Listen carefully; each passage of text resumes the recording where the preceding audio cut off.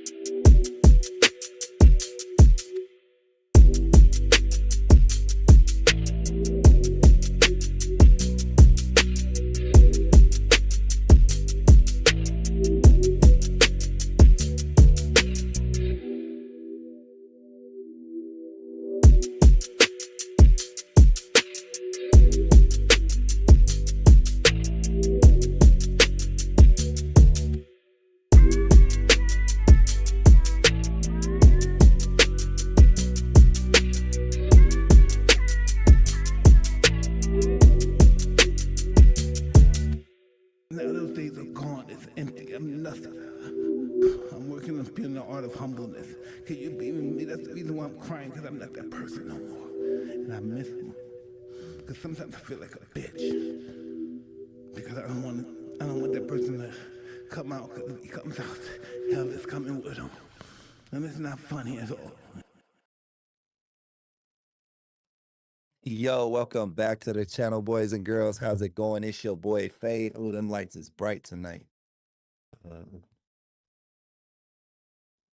There we go. Welcome back to the channel. It's your boy Fade. You already know what it is. We got another rendition of Fade. My bad, I can't talk tonight. Fade King True Crime Reviews. Hopefully you enjoy, man. We got a lot of great videos lined up for you today.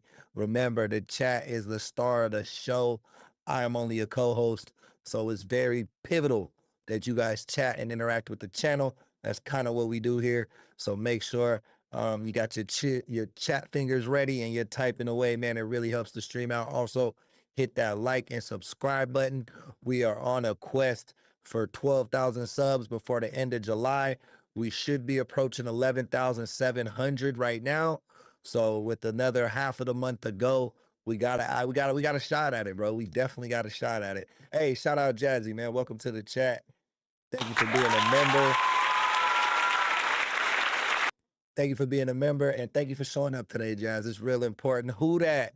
Who that just jumped in the chat? Who that? Already, man. Welcome in. We always appreciate when Who That shows up, man. The channel's #1 supporter, man. Thank you for being the heartbeat of the channel, all our members and donators. It really helps us out. It allows me to go live every single day for your viewing enjoyment. Remember, this show is not funded. We don't have any sponsors, any partners, any brand deals.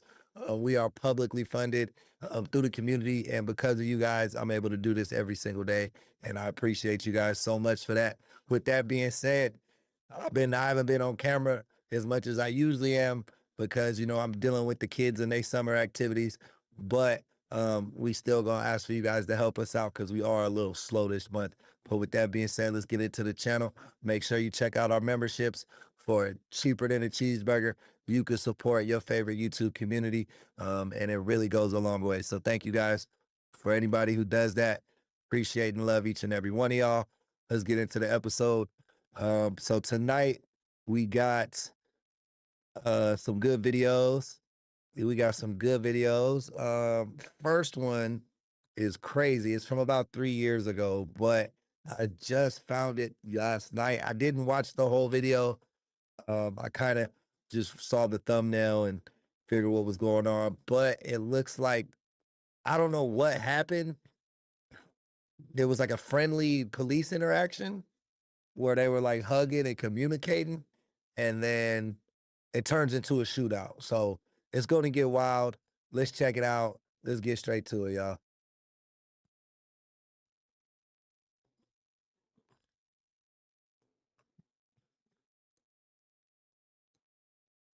Trigger contains graphic content. Oh shit.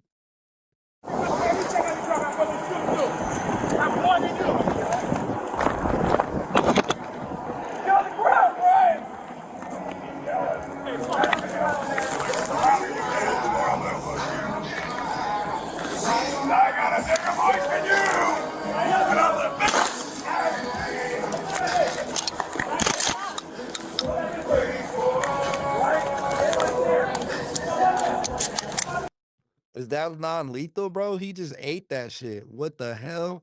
One less lethal shot. Yeah, that was a beanbag. That was a less lethal shot. He just ate that shit, bro. Is buff as shit, though. Maybe he's on steroids or some shit. Get on the ground! More or less lethal.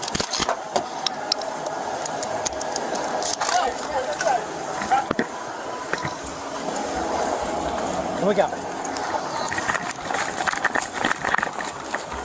I got it.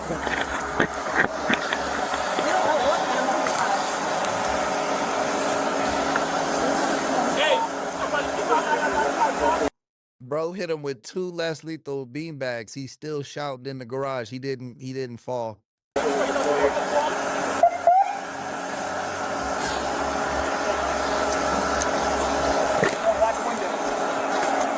2 rounds less lethal shotgun.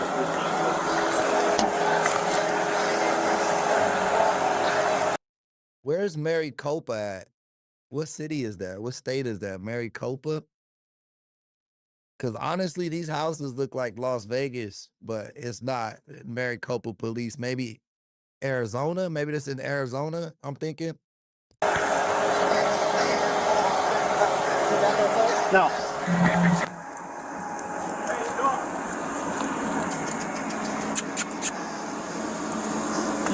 It's a cute dog. Good shot. Brian, how are you? That dog know his owner crazy, bro. He was like, save me. Arizona, yep, that was what I was guessing. Thank you for that. Thank you for the check. Who that? Oh, Jazz, let's fix that.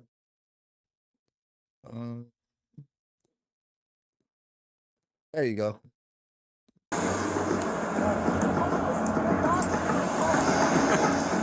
How's it going, Brian? Give me a hug. How's it going, man?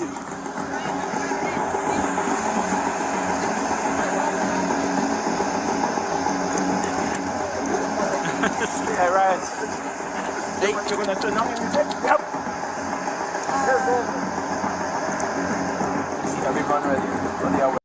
See, bro, that was like, it looks like they brought us right into the action, but this is when it first started. So it looks like this is when they made contact to the house. Bro came out and shook the cop's hand and then hugged him. How's it going, man? Brian. How's it going, Brian? Give me a hug. How's it going, man?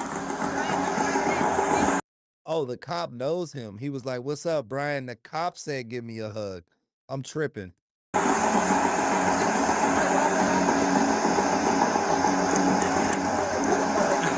Hey, Ryan. Hey, you're gonna turn on? Yep. Everyone ready for their weapons now.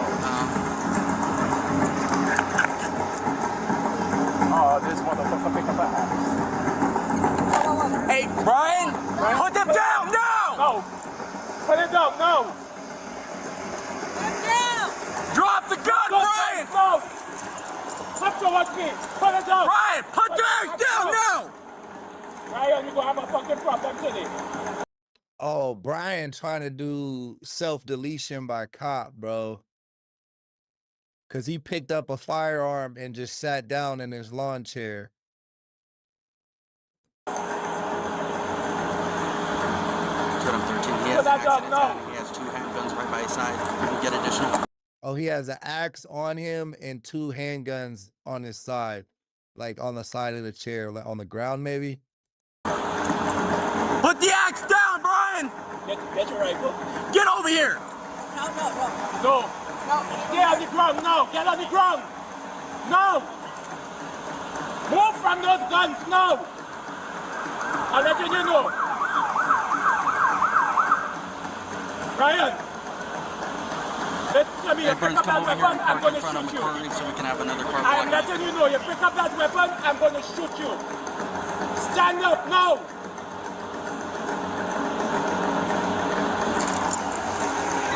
That side, right? Yeah, I got this. I'm warning you. Here, just I'll get mine. What's the clock? Here, I'll go get mine.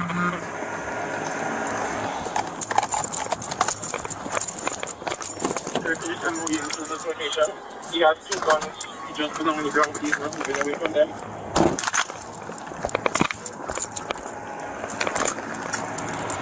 Brian!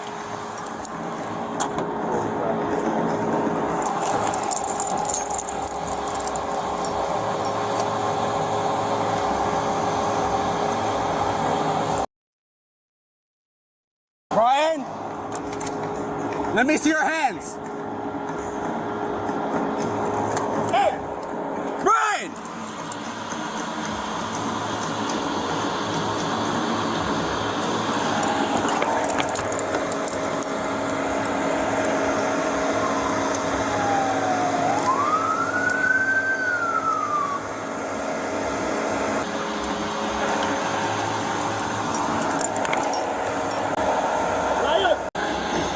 Put your hands up where I can see them! Put them up! Come on, Brian. Move from those weapons now.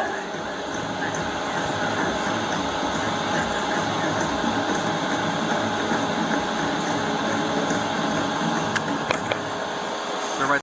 Bro, it sounds like somebody playing a drummer, like a drum circle or some shit in the neighborhood. I hear it like super, like low. They're one on the right side and one on the left side, just by his hands. Brian, don't go inside! Brian! I wonder what they were called out for. Was bro just tripping on his porch? On August 29th, police responded to a noise disturbance at the residence. The homeowner, identified as Brian, initially approached officers to shake their hand, give him a hug. He returns to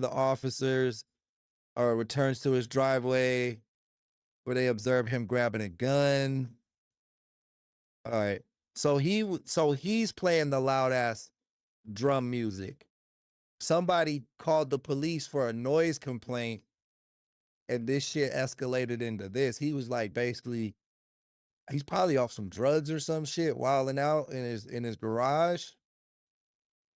Can you walk back there?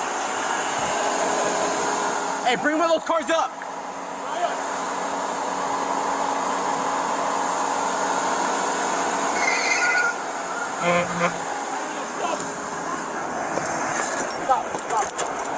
Right there.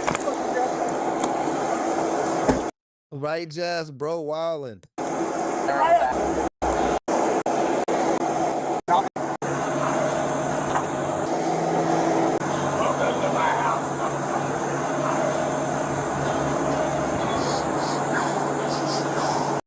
Oh yeah, Brian tripping.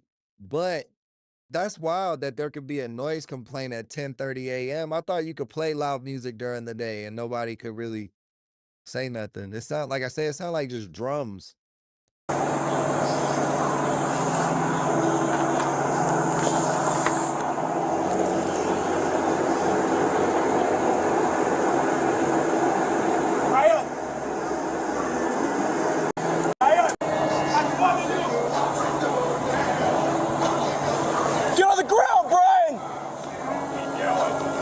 the ground, man. Brian, we will shoot you. Brian? Brian, you've been cool with us. Bro, he just ate that shit. That hurt, but he turned around, but he didn't fall down. Most people be dropping to the floor when they get hit with that non-lethal. Brian, stay right there. Come on here. Come here. Come here. Get on the ground, go. Get on the ground, Brian. Get on the ground. Brian, get on the ground. Get on the ground, Brian.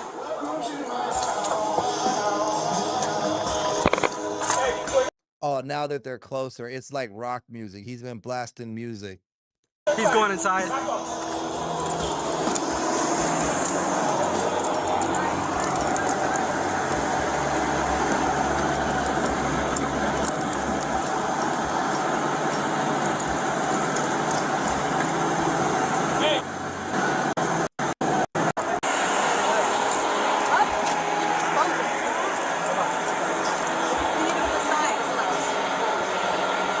Here, just hold on, pull my car up to the side.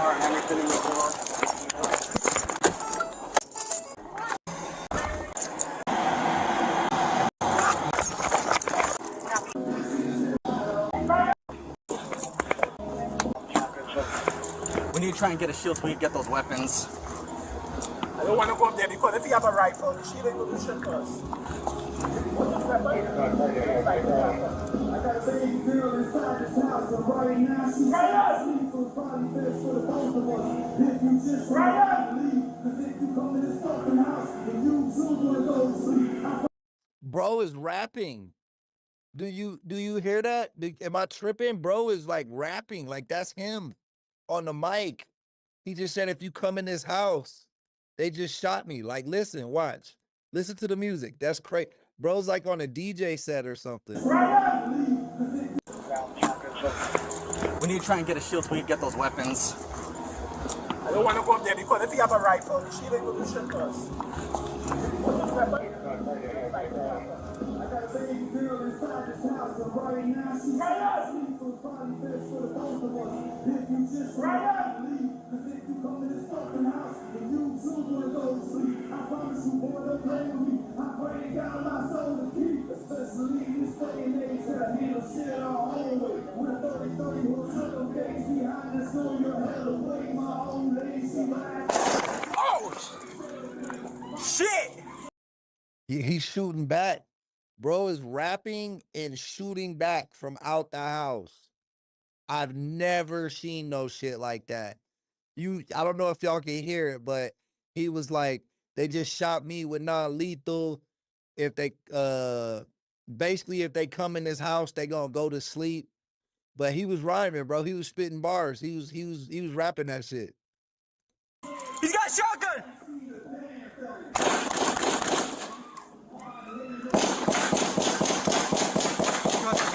Shots fired. Damn, Brian just got lit up.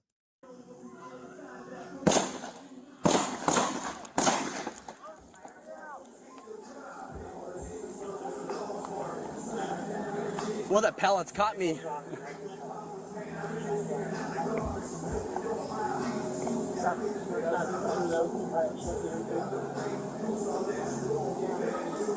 Hey, put me a magazine.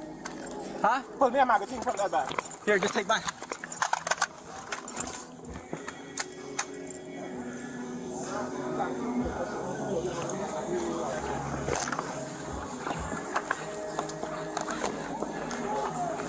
I took one of your magazines, Sarge. I ain't gonna lie, bro. Bro's music kind of fire. It's like a country rap rock song. Like it's kind of hard. 213 copy. He's on the side of the house.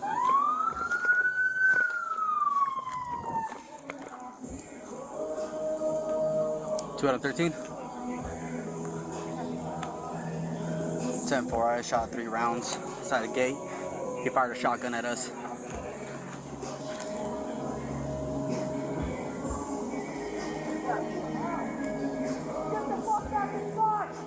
Hey, go back inside now!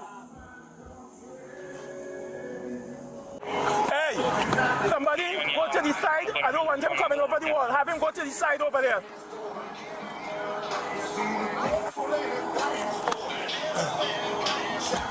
Coming.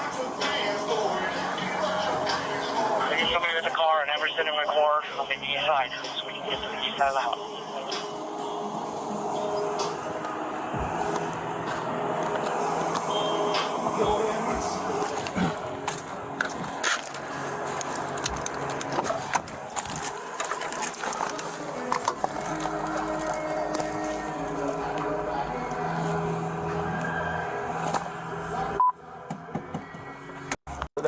Anyone young, good?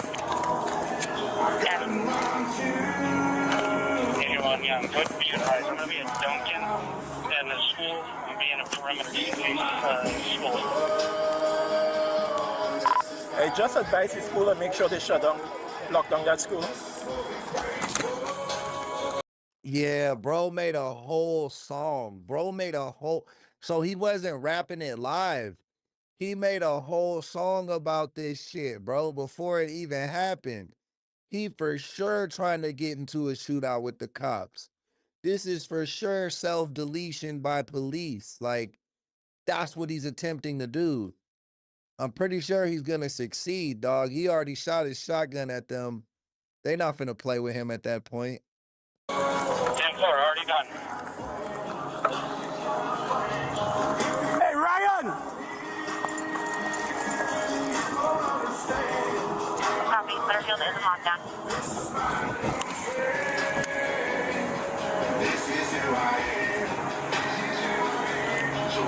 Reed, do you have any more shells?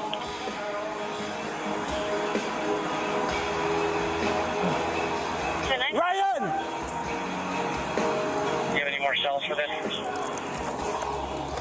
Negative. Yeah. Wait, so that's New Breed? That's a band. All right, it did sound hella good, bro. I was gonna lie, that's not my type of music, but I was like, that song kind of hard, bro. But bro made a soundtrack to self-delete too. That's crazy. 13, can we get more left lethal round shotgun shells? I don't want to go up there because if he have a rifle, the shield ain't gonna do shit for us. If he go to the weapon, just light his ass up. Hey, bro, it ain't no Trump supporters or no Democrat supporters over here, bro. Politics are dumb. You basically just arguing Hulk Hogan versus Ultimate Warrior, bro. If you think politics are real or a politician decides our policies, then you've been lost, brother. But yeah, bro, that's enough of the political banter. Chill out, bro, before you get banned or some shit. Ryan! Copy, 540 in the mountain. Ryan! Come to this fucking house, and you too wanna go to sleep. I promise you, boy, don't play with me. I pray to God my soul to keep, especially in this day and age. Gotta handle Units on scene, K9 is available if needed. 12 days behind this door. Your Sam 30, you can have the K9 come to this location. Copy, 821 around you. Suspect just shot from the house again. Cops just returned fire.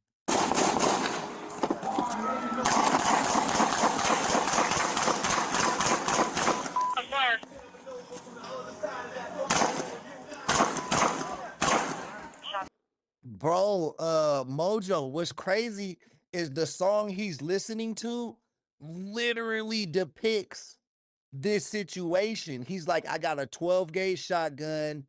Y'all trying to shoot me with non-lethal. Come behind this door. You gonna go to sleep. Like, the song that he's listening to is literally depicting this situation. So I didn't know it was already banned. Shout out New Breed. This song is kind of cool, but also not shout out New Breed because crazy people listen to this shit and then they emulate it. Just like gangster rap, bro. Like gangster rap. People listen to gangster rap and then they go out and emulate that shit. This is just white boy gangster rap, like against the police. Like, it's crazy. This dude is on drugs listening to this song, manifesting this shit in real life. Firing on the court.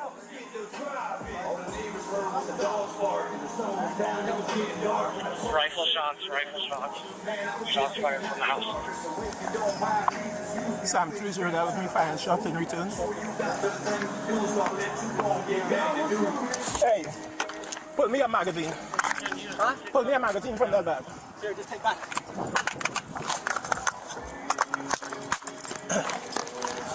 Sam 30, just show me reloaded my rifle.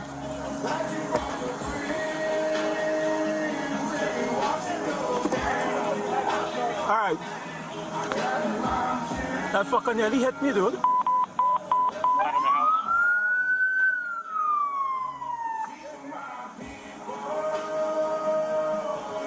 Yeah, 13. I got me. Yeah, 4 eyes shot 3 rounds outside a gate.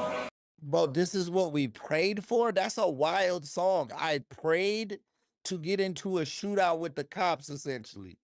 Yeah, bro, this is wild. Bro is messed the fuck up because they shot him in the chest or his arm with the fucking non-lethal. He just did a 360, went in the house and got his shotgun. All right, this is drone footage.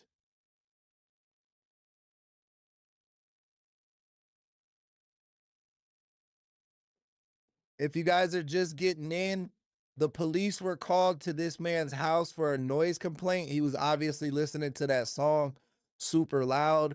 When the police pulled up, he shook all their hands and hugged them, or one of them. It seemed like he knew one of the cops, the cop that shot him with the non-lethal. And after he hugged them and shook his hands, he went back to his driveway, picked up an axe and a gun. And then they were like, put that shit down before we shoot you. Put that shit down before we shoot you. And then he stood up and they shot him with the non-lethal. And then and then they started shooting back and forth. He grabbed his gun and they started shooting live ammo back and forth.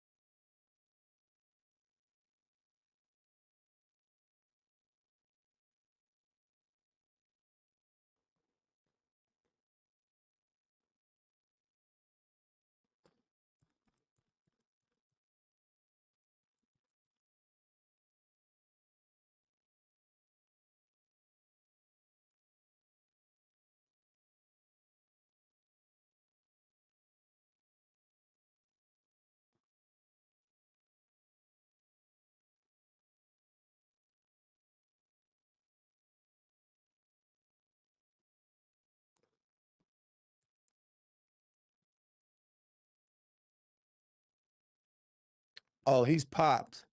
They popped him right here. That's why he gone. That's why it's blacked out, I'm assuming. They caught him with that last barrage on the side of the house. Cause he was standing by this gate shooting his shotgun from around this corner.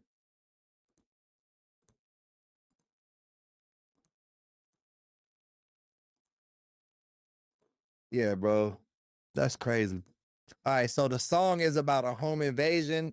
I guess the chat is saying, but bro, that shit fit that motherfucker perfect. That was like the sound. He was trying to get self-deleted by cop to a soundtrack, bro. He had a soundtrack picked out.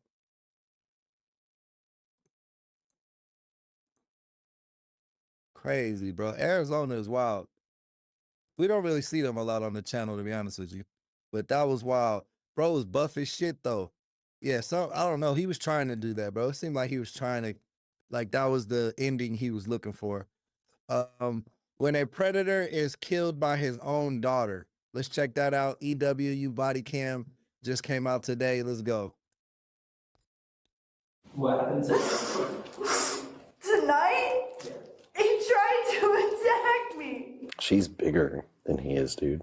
You have a very hard time convincing me that she could have been justified in shooting him. What's up, cuffs? You think we should put in cuffs? After a woman shoots her father dead, she insists Hey Joey, thank you for the sub, man. Appreciate the love. she had no other choice.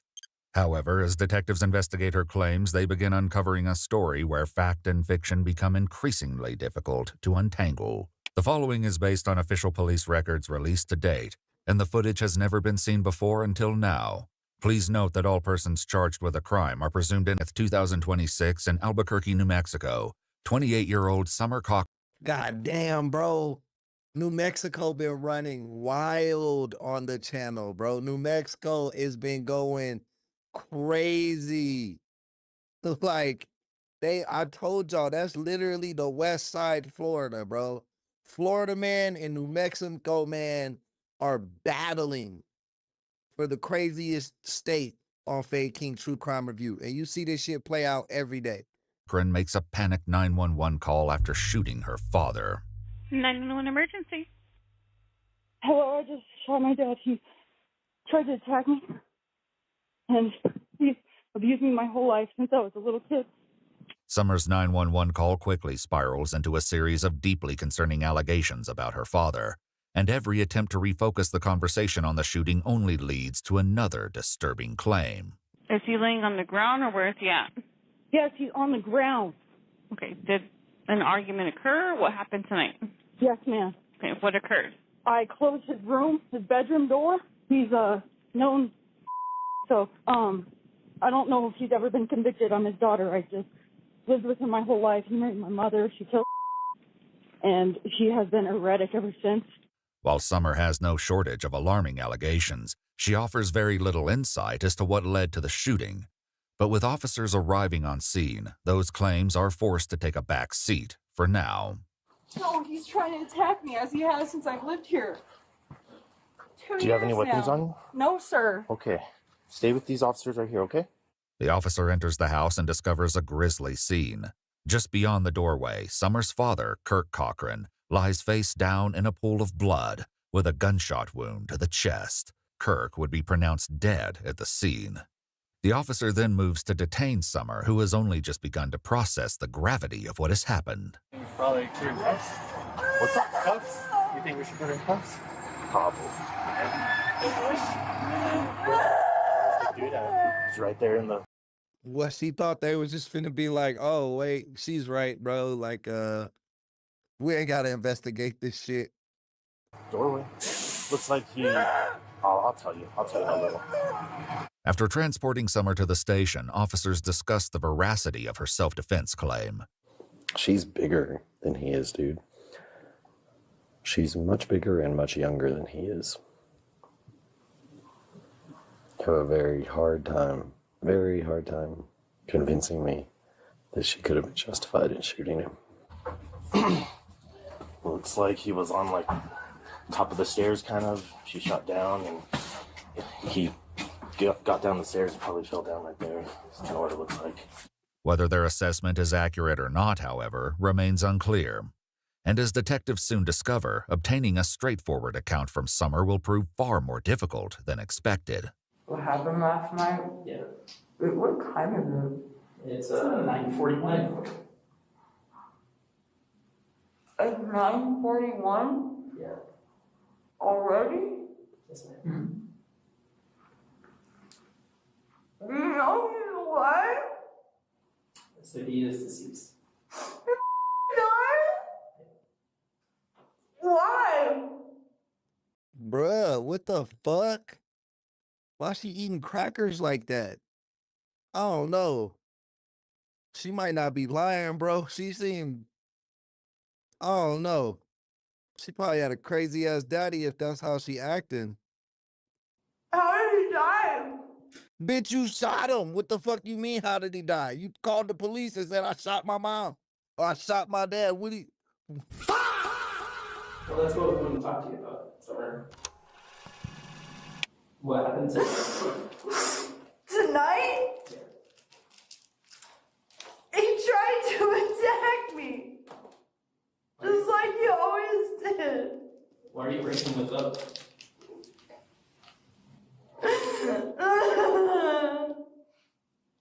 Can you tell me, like, where was he? Like, what were you talking about? He was trying to run up the stairs and grab me. However, when detectives attempt to establish exactly how the confrontation began, the details are hard to pin down. He was asleep, and I was smoking a cigarette. And every time I would try to eat in the evening, he would try to hurt me. And every day he would tell me how he stabbed my mom. So then you're smoking a cigarette. Does he come outside or do you go inside when you first start interacting? I went upstairs and laid down for a good probably 30 minutes or something. Okay. And then what happened?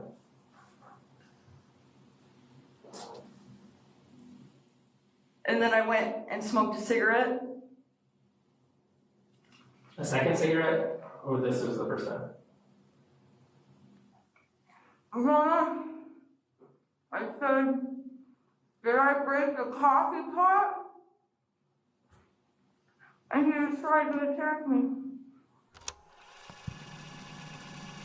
My dad was mad because I asked him for $3 for a bag of cigarettes. Where the fuck you getting $3 cigarettes at? Let me know. When did they say this happened in 2026? With Summer's timeline remaining inconsistent, detectives shift their focus to why she believed her own father would attack her. Though if their hope is to receive a clearer answer, they certainly will not get one. Why was he trying to run upstairs and grab you? He's done that my whole life. Yo, Rantif, welcome to the chat. World Free Speech, what's poppin'? Stick 'em up. What's good, man? Welcome in. And Daniel, man, welcome to the chat. He kept telling me when I moved in, he kept threatening me, telling me he was gonna hit me in the head. And his friend Wanda kept, I don't even know if that's her real name. We never even met her. My mom committed. And she would protect us more than anybody. But this woman strangled me when I lived at. Nobody has ever helped me. To determine whether any of these statements are true, detectives would later speak with Summer's brother and Wanda herself. The accounts they provide reflect a very different reality than the one Summer describes. Hey guys, make sure you hit that like button. If you're brand new to the channel, please subscribe. We're on the way. Hey, shout out for that flow state, man. Thank you for helping sponsor the stream, DJ Horn. That was our first sponsorship today, so shout out my boy, man. Thank you so much, Ratif. With that being said, make sure you guys check out our memberships, man. For $2.99 a month, you can support your favorite YouTube channel, and it's cheaper than a cheeseburger, man. What the fuck? But back to the video. Have you met Wanda? What can you tell us about her? Actually, met my dad. They both do sales kind of stuff, and they hang out a lot. Okay. He would invite the woman over, and then keep talking about how they used to have kids. What kind of threats would they make? That they're gonna kill me if I sleep. Did you believe what they were saying? She tried to once already. According to Wanda, however, it wasn't Summer that slept with one eye open. This is every night I would stay over with him. She would stand in the doorway and just stare at us lying in the bed. He wouldn't close the door because he was afraid of her. Christmas Day, when she finally came downstairs, she had a knife in her mouth. Okay, so she's fond of knives, or she always has knives? She always has a knife on her person. Okay. While Wanda only mentions an incident on Christmas Day, police records reveal multiple prior interactions with Summer in which she possessed knives or threatened Kirk with them. However, based on Summer's own statements in those reports, she carried knives solely to defend herself from him. He used to beat me every day when I was a child, and he just kept pushing me around.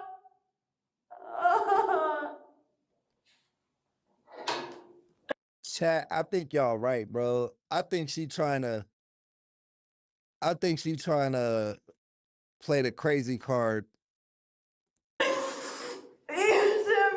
but she not crazy. She just acting. Hundreds of times a year. He would try to attack me all the time. He kept talking about my brother's kids, me and my sister, and being a we used to hear kids at night sometimes. And he started. Yeah, Rand, she trying to set up that insanity plea. Yeah, that's the word I was looking for. Exactly. Thank you. Just hitting me all the time. I told him, don't mess with me. Why the are you doing that? Because he kept threatening me over and over and over and over and over and over and over and over and over and over and over and over and over and over. While Summers' allegations only become increasingly difficult to verify, detectives soon discover at least one of them isn't without merit. According to police reports in 1989, Summers' stepsister accused Kirk of sexually abusing her as a child. Those accusations ultimately led to Kirk pleading guilty to 3 counts of criminal sexual contact of a minor in the 3rd degree. Oh, so bro was a penny pan. Bro was for sure a penny pan. Maybe she not that crazy.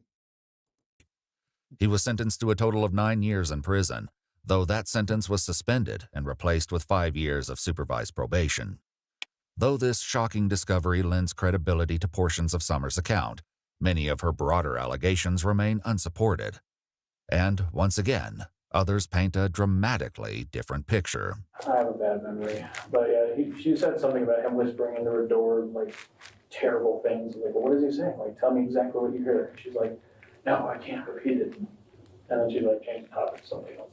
But she said it was like in the childhood. But like, I grew up right next to you, and he never touched us. And when your dad would punish you guys, like what would that punishment look like? He never punishes. Never punish you guys? No, not taking away phones, nothing. Her behavior, as long as I've known him, she's been controlling him. Everything's been for her. Anything you want, he gave her everything. Though neither interviewee addresses Kirk's criminal history, both describe a relationship with him that diverges sharply from Summers' account.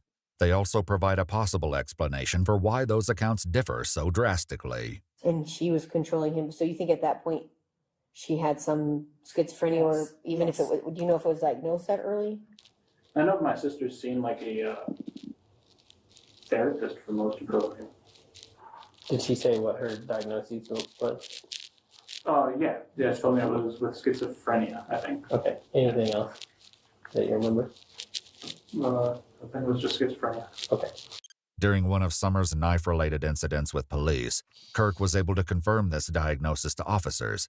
Did you lie about him being dead? No. How do you know he died? Officers found him deceased. He was not dead, he was moving. He was deceased when the paramedics arrived. He was moving. And I've had so many lawyers tell me don't listen to him because they threatened to steal my Social Security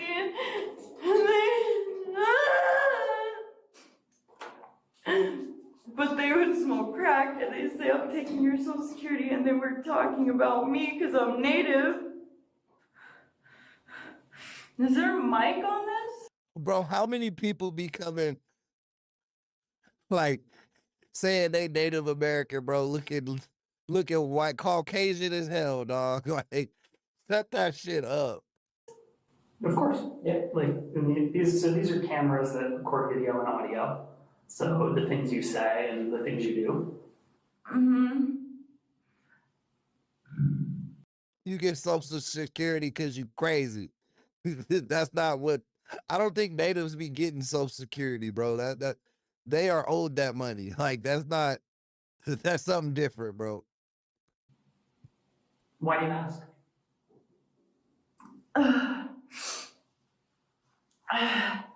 What did I... Though detectives now have some additional context for Summers' bizarre behavior, they're still left to face one question. Did Summer shoot her father in self-defense? To answer it, they return once more to the moments immediately before the shooting. Summer, I want to take you back, okay? So you're upstairs. You said your dad's running upstairs, threatening you. When did you get the gun? When did you grab it tonight? Before I heard him stomping up the stairs. Before you heard him stomping up the stairs? Oh, that sounds like premeditated murder to me. What made you grab the gun?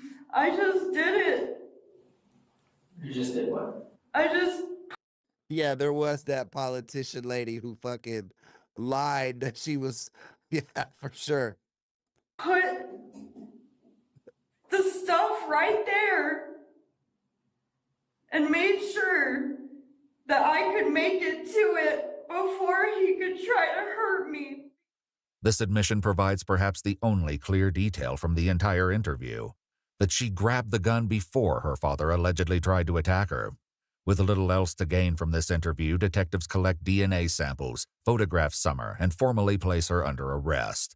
On February 2nd, 2026, Summer Cochran was indicted and charged with first-degree murder, second-degree murder, and voluntary manslaughter, to which she would plead not guilty. As of today, her case is still open, with a trial date set for December 21st, 2026. Get less restricted content and... So was she in jail? Like, that's a crazy case, bro. Maybe she is crazy, bro. Maybe she wasn't faking, but I don't know. That shit seemed like premeditated murder, bro. The fact that you set the shit up for the next time he came upstairs. All right, let's go. Let's go killer crew. 6 killers think they got away with it. Don't realize CCTV caught them. Red thread interrogations. Let's go. These cameras are currently recording 6 of the dumbest criminals you have ever seen inside this car. They have just kidnapped 22-year-old Tammy Pointer from her home and are driving her 3 miles away to end her life for unknown reasons. But even as their plan... Bro, that's so fucked up, bro. When people be killing their friends and shit, like on some sneaky shit or acquaintances, like when you get killed by people you trust, bro, that's just so fucked up to me, dog. It's not like a random encounter of chance. Like, bitches really be plotting on each other. People really be plotting on their friends, bro, to take them the fuck out. Let's see what the motive was.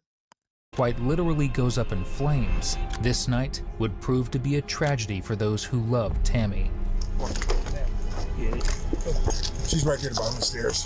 What's going on? She's dead in the basement. Are you serious? Yeah. With her dead, it will now be a race against the clock to figure out who the 6 people in this footage were, as officers discover a disturbing trail of clues and a secret mastermind that has been slipping through the cracks this entire time. I'm not the mastermind. I wasn't involved with these people.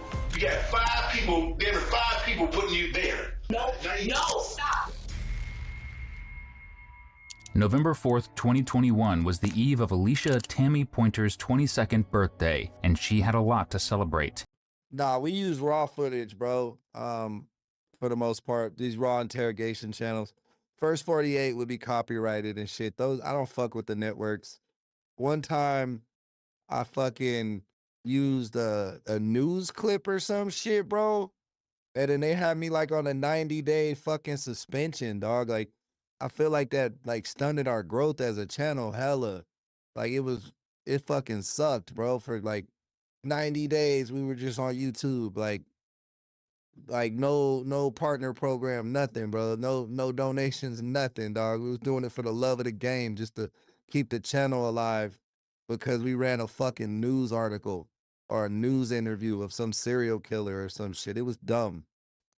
The young adult was thriving, working as a caregiver for the elderly, and making plans to one day open up her own daycare. At such a young age, she was already setting herself up for a bright future. But that night, as the clock ticked closer and closer to Alicia's birthday, her twin sister Aaliyah knew something was wrong. When she awakened sometime after midnight and discovered her sister gone, she got a sinking feeling, one that only deepened in the following hours when floods of texts, a social media scandal, and threats began to run rampant. Terrified, she rushed to the police department, desperate for them to find her sister before it was too late. Because based on everything she had seen, her sister was a kidnapping victim, and it was only a matter of time before her kidnappers were done with her. So obviously your sister's missing, right? Yes. And when do you realize that she's missing? When I wake up around 12 a.m., 1 a.m. maybe, Okay. And I call her phone, and she answered, but I believe she was still forced to act. Yeah, Jazz, that shit sucked, bro. We was on probation, then they sent us to jail. Now we back. We back on this bitch. But yeah, man, they tried to take us out. Like she was okay, because she was in Turquoise car. Turquoise was Tammy's former roommate, and though Tammy's sister got a text stating she was just out late with her, she knew something wasn't right. Tammy wasn't one to go out without letting her sister know, and she had never just disappeared so late at night with anyone before. When Tammy's boyfriend Colin got a call while she was supposedly driving around with Turquoise, Aaliyah's twin spidey senses were proven right, because something was clearly very, very wrong, and she wasn't just missing, she was in danger. Colin, the day that Alicia went missing, apparently I guess someone texted my... What's crazy, Bill, is we never even got a copyright strike or nothing, bro. It was just like, bam, you're out the fucking program. You suck. Well, first they deleted the channel. Then I had to appeal that shit. And then like a month later, they were like, yeah, you're out the program. And then I was like, I had to be in jail for 90, like YouTube jail for 90 days. Shit was terrible. I'm just glad we still here, man. We still standing. Guys, we trying to get to 12,000 subs before the end of July. Help us out with that. Hit that subscribe button. My sister Kimberly offered her phone and said Colin left me stranded down the way somewhere. So I called Colin to check him and see why would you do that. He said, is this a joke? Like, what are you talking about? And I said, you don't know what I'm talking about? He said, no. Colin, the day that Alicia went missing, apparently I guess someone texted my sister Kimberly offered her phone and said Colin left me stranded down the way somewhere. So I called Colin to check him and see why would you do that. He said, is this a joke? Like, what are you talking about? And I said, you don't know what I'm talking about? He said, no, he has not been with my sister. He's in Michigan, Detroit. He only spoke with Alicia when she was getting dropped off at my house by Turquoise. So he admitted he spoke to her at night when Turquoise dropped her off? Mm-hmm. Yes. And so as we're on the phone speaking, he gets a call from my sister's phone, and he sees Alicia in the back crying, in the back of her car crying. And he kept asking her, who are you with? Who are you with? What is going on? And she kept looking up, and he told me that it looked like she was being forced to not say something. So she kept looking back down and crying. So he actually did receive a call from Alicia that same night? It seemed like Alicia called him, and they didn't know that. So she couldn't tell him what was going on. But like she was trying to sneaky call him or some shit. You know what I mean? Same night, yeah. Did she FaceTime? Yeah, off of her phone. And he asked, who are you with? And a guy said, I don't know if I'm supposed to say profanity. You're fine. He said, your daddy. And it was Hakeem who said that, who had her phone. And he hung up. And that's when Colin called me back. He was like, bro, call the police. Call the police. Colin described the FaceTime call he received from Tammy in detail to police. According to him, tears were streaming down Tammy's face and she was unable to speak. It was clear that she wasn't holding the phone. Instead, someone was standing over her, pointing it at her face. Oh, shit, bro. That's scary as fuck. They were showing him, like, we got your girl. She's kidnapped. Someone who was taunting Colin and torturing his girlfriend. With that revelation, police realized that they're truly racing against the clock because Tammy has undeniably... Bro, that's weird. This girl, it's not the same girl, but I used to work at a dispensary with a girl who looked like this, and she also had a twin, but literally very similar, like favors. Like she favors the girl I used to work with. Undeniably been kidnapped, but to find out by who, they have to talk to Turquoise, the roommate who she was with, immediately. And she tells police a harrowing story. According to her, she was parked with her friend Tashara when she was ambushed by a group of people she loosely knew. Lots of names here, so take a look at these faces, because you're going to hear a whole lot of BS coming out of them soon. The people who allegedly jumped Turquoise were Hakeem Ali Shomo, his girlfriend Portria Williams, teenage troublemaker Destiny Henderson, and Nathaniel Polk Jr. But they didn't want. They lying, bro. Turquoise didn't get jumped. She knew these people, bro. She set her roommate up. That's what I'm going with right now, allegedly. I could be wrong, but I think the roommate is involved in this shit. Want Turquoise. They just wanted her access to their real target.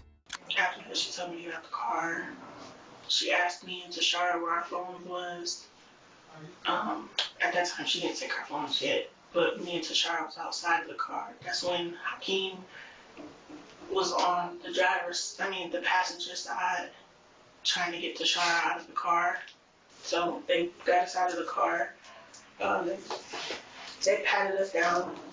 Destiny patted me down, trying to see if I had a gun or anything on me, any weapons.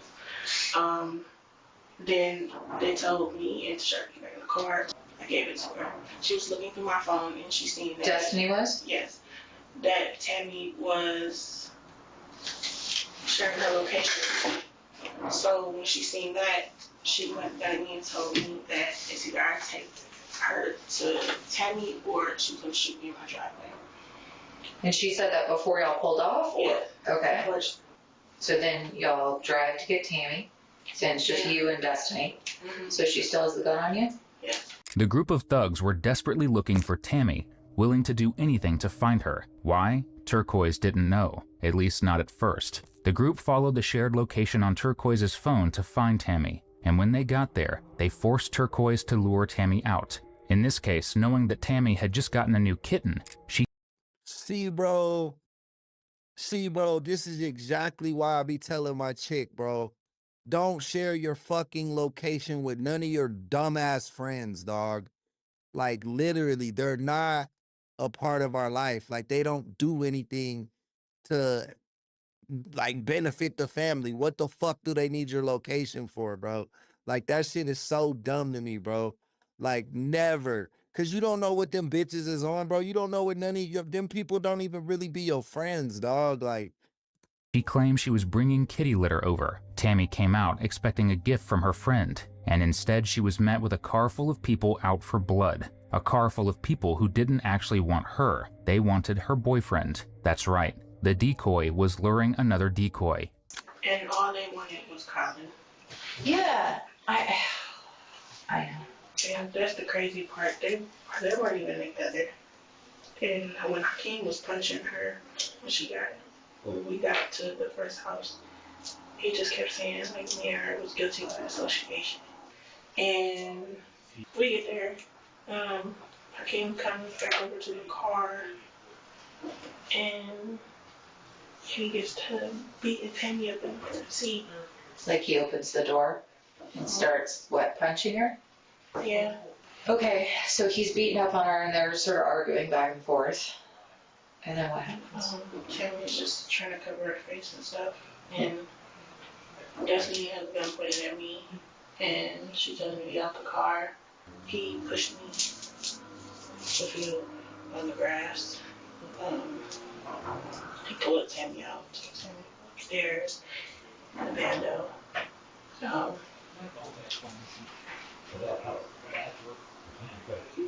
Destiny went, I think the back door first, and then came out the side door from unlocking the front door. Okay, So Destiny goes in first to unlock the doors? Yeah. Okay. Eventually, Turquoise was set free. The last image she saw of her friend was Tammy bloodied and... Hey, is it a big fire in the Midwest or something? I'm tripping.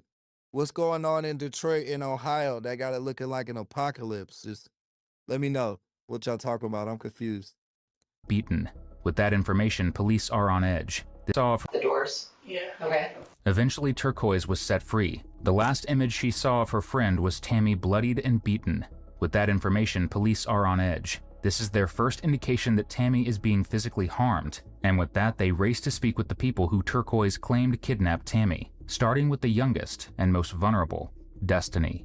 They hope that Destiny will lead them to where Tammy is being held hostage, and she does lead them somewhere, but it's not where anyone was hoping. Hey, I'm Ship. Have her walk this way. Destiny was a chick? I thought that was a dude for sure, bro.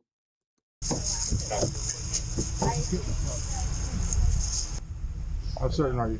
Hey, what? Go through her and go through that door.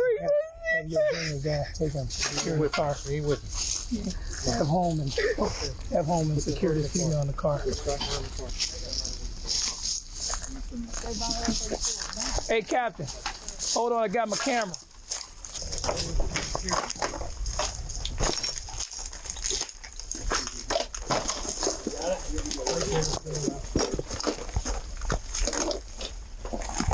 Hold on, let me get this camera going, guys. She's right here at the bottom of the stairs. Yeah, mark with the gunshot. All right. Got it. Yeah. Lying at the bottom of those filthy stairs in the abandoned home is Tammy's body. She took her final breath in an abandoned crack house, far from home, while her family desperately tried to find her. And in their grief, they have one question they need answered. Why? Why was Tammy killed so brutally? Why was she killed at all? She actually hadn't been involved at all. She didn't know the victim. Her boyfriend Colin was in a long fight with one of the men involved, Nathaniel, and while the two were fighting, he poked fun at the death of Mo, which led to everyone thinking he was involved. She died over a stupid feud that actually had nothing to do with the murder, which naturally brought police to question the very person who led them to the body, Destiny, who surprisingly is one of the only people willing to tell the truth in the interrogation room, for the most part, that is. I want to tell you all from like how this all started. Okay. Right. Okay. Which happened on Tuesday. It happened at the emergency room when Mo got killed. Mm-hmm. Okay. So Mo got killed. His uncle, aka his brother, called my phone on Instagram and said, Mo died. Mo died. We at the hospital right now. Come up here. What's his name? Hakeem Shomo. Let's break things down here, because the only thing more confusing than having 6 perpetrators in a crime is when all of those perps have several nicknames, and in this case, victims too. 2 days prior to Tammy's kidnapping, another young adult in the neighborhood, Aminhas Jazz Shomo, was shot and killed in a random act of violence. Jazz, who also went by Mo, was just 19 years old, and his murder sent shockwaves through the community. It especially affected his uncle, Hakeem Shomo. Devastated by Mo's death, Hakeem made it his mission to kill the person he thought was responsible for it. He called me. I went up to the emergency room. He put me to the side. Hakeem put me to the side. Like, you know we gotta handle this, right? And I told him, I'm like, I ain't trying to get into nothing. You know, I told him that. When I left the hospital, I went to Hakeem's house, which I should have never went to his house. We ain't really know nothing about Mo Killer that night. We ain't know nothing. I went home, I went to sleep. I woke up, I came back, and I guess he had something. He had something saying, it was this dude named Colin or Free the Guys on Instagram. Colin was posting on Instagram saying he should never, if he ain't get hit in his back, he would have died faster. He would have ran faster. You know, I know you seen the post on Instagram with Colin, so he was showing me that. And I was just like, damn, that's messed up. He's just out here saying he killed him. Ain't nobody gonna do nothing. Like, you should get us to the police. He was like, no, we not giving this to the police. We gonna do this ourselves. So I guess he dug deep into it, and the baby mama. I could say. You know what's crazy? His bro probably wasn't even the one that shot him. He was just on Instagram flexing, like talking shit. That's why you should never, even if it's your ops, bro, never speak bad on the dead, bro. You just bringing demons. You just bringing demons around you. Anytime you diss a dead person or talk about somebody in the afterlife, bro, you summoning demons, bro. You casting spells on yourself. For real, because you don't know who loved him or who was hurting for that person. You know what I mean? That I really wasn't even on no investigating type shit. Like, I wasn't trying to find these people. I wasn't trying to, like, get no revenge. I wasn't trying to do none of that. Colin was posting all that. So, as you know, Tammy, whatever. I mean, her name. Alicia. Alicia Tammy. Alicia, she, I guess she was Colin's girlfriend. They thought she was Colin's baby mama, which they had all their facts mixed. Destiny may not have been trying to search for ways to find Colin, who made a post about Mo's death, but everyone else was. Now, Destiny has lined out why people believed Colin murdered Mo. Evidently, he made a post making some kind of claim that he was behind it or supported it, which isn't cool, obviously, but also based on law enforcement's findings, wasn't true. There have been no arrests linked to Mo's murder, despite officers thoroughly checking Colin's phones and whereabouts on the day of the killing. His alleged comments, however, made it so his actual involvement in the death didn't matter, because everyone in the car that night trying to find Colin was out for revenge, and no one displays that better than Mo's pregnant girlfriend, Portria Williams, who starts the interrogation off with a bang, playing the innocent, sad, pregnant woman, and subverts that pretty quickly when she tells the police her nickname. Do you go by a different name? No, it's just my. Bro, what the fuck? She looked like a stud, bro. Like, Instagram name. What's your Instagram name? It's Slaughter Boy.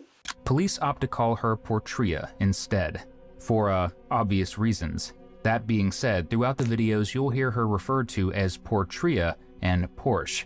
Evidently, Slaughter Boy didn't stick with her homies either. They ask her about her relationship with Mo, who, remember, is the person whose close friends and uncle believe was killed by Colin. He just recently passed away. I'm so sorry. How long were you all together? We just got together in April. Okay. You know, he said he purposely got me pregnant a month later. Were you okay with that? This is my first kid. This is my first boyfriend. He's your first boyfriend? How'd y'all meet? I thought he was a girl when we met on Facebook. And then you got... I told you she was a stud. And then bro flipped her. Bro is like Drewski. pregnant when? In May? Yes, like between the end of May, beginning of June. Okay. And you said that he intentionally wanted to get you pregnant? You're smiling about it, so I'm guessing you're okay with this. Yeah. Okay. And how was your relationship? You had a relationship? It was great. I was the only person he would listen to versus his mom. Like, his mom said she didn't ever like any woman he talked to or dated, or he's never even been past these girls for like a couple days. They would never even make it past. But she said anytime that he was with me, and she would ask for him to come home, he would just be like, "No, Mom, I'm cool." Like, she's right, cool. Like he would just never give in to her. And she's also the woman that verified that they all know each other.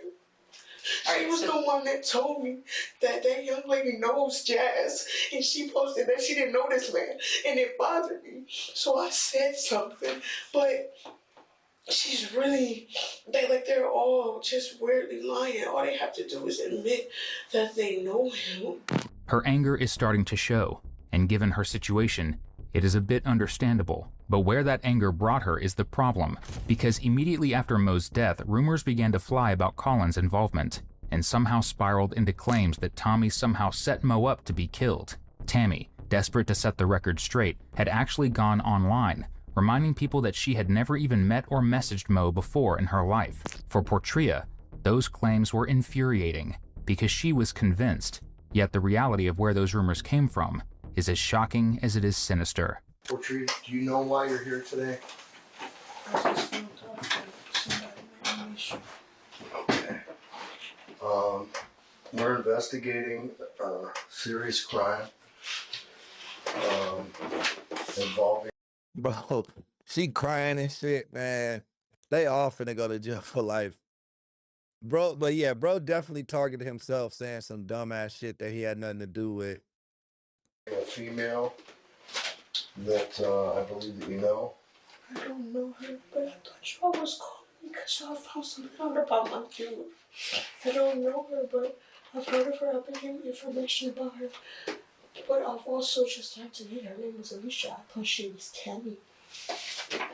She goes by Tammy. She goes by Tammy too. Okay. Alright. So, what can you tell me about her? I just know that she knows those group of girls that set my boyfriend up. She knows the boys. They know for setting people up and jumping them and taking them for what they have, and I don't know, like that's really all I know is what people tell me. What people told Portria was a web of lies, all spiraling out from, honestly, a cruel joke. Because prior to Mo's death, Colin was in a bit of a street war with one of Mo's close friends, Nathaniel. And when Mo died, Colin saw it as an opportunity to hurt Nathaniel. He thought it was a few lies, some taunting, you know, gross wannabe gangster behavior. They get to arguing, like trying to argue with me on the post, and I instantly said, well, damn, like, y'all, I said something which was taunting them though, and I know it could have like made them think that you had. Yeah, I wouldn't even say that. That I said something that would make them think I had something to do with it, but it's like the guy, like before I did say some disrespectful things. Yeah, I did say some disrespectful things and make them angry. That lie, those rage All right, I think that was Colin. That was Colin, I believe. bait comments on the internet grew into a rumor that ultimately cost Tammy, an innocent person who didn't even know Mo, her life. So maybe think before you make those mean comments on Facebook or here. Now, based on those false rumors, Portria, Hakeem, Destiny, and Nathaniel forced Turquoise to lure Tammy into the vehicle. And here's Destiny to tell us what happened next. So, the girl comes out. She gets in the car. I point the gun at her and say, please don't move. Hakeem puts Tammy in the house. And I'm telling Nate, Nate, How do you put her in a house? What do you mean? Went through the front. He went through the front door. The front door was unlocked. He grabbed the door and said, "Get out of the car." Yeah, he grabbed her. He said, "Get out of the car," and he had her phone. He told her like, "What's the password?" She gave him the password. Colin was calling her ridiculously at this time. Hakeem wanted to know so bad where Colin was at that Tammy was getting on the phone. She was trying to get his location, but he wasn't going. He knew something was fishy going on. He knew it. He knew it. Like, he seen it in her. Like, so he went. He's telling us that Destiny is a girl. I thought she was a guy at first too. He's telling Tammy that he's in Michigan, but he was still in Cleveland. So Tammy couldn't get it. She couldn't get where Colin was at. Basically, she was just there. Like, I mean, she was there. They was trying to get Colin the whole time. They turned her location services off. They told her to text her sister. They tell her sister that she was all right. To call her sister, she kept saying, "No, my sister's not gonna believe me. It's our birthday. I need to go home. Can I at least go home for my birthday?" And all this. And Hakeem just, I'm gonna tell you right now, I ain't put my hands on her. Hakeem, though, it wasn't no taming him. What did he do to her? He burnt her with her forehead. We'll show you a copy here in a second with the one with the gun in her mouth. I don't want to see the copy. I know, and yeah, I witnessed him take that picture off his baby mama phone. I mean, off his girlfriend phone. Yes, he had his girlfriend phone. He took the picture off his girlfriend phone. So, phone in one hand, like. Phone, yeah.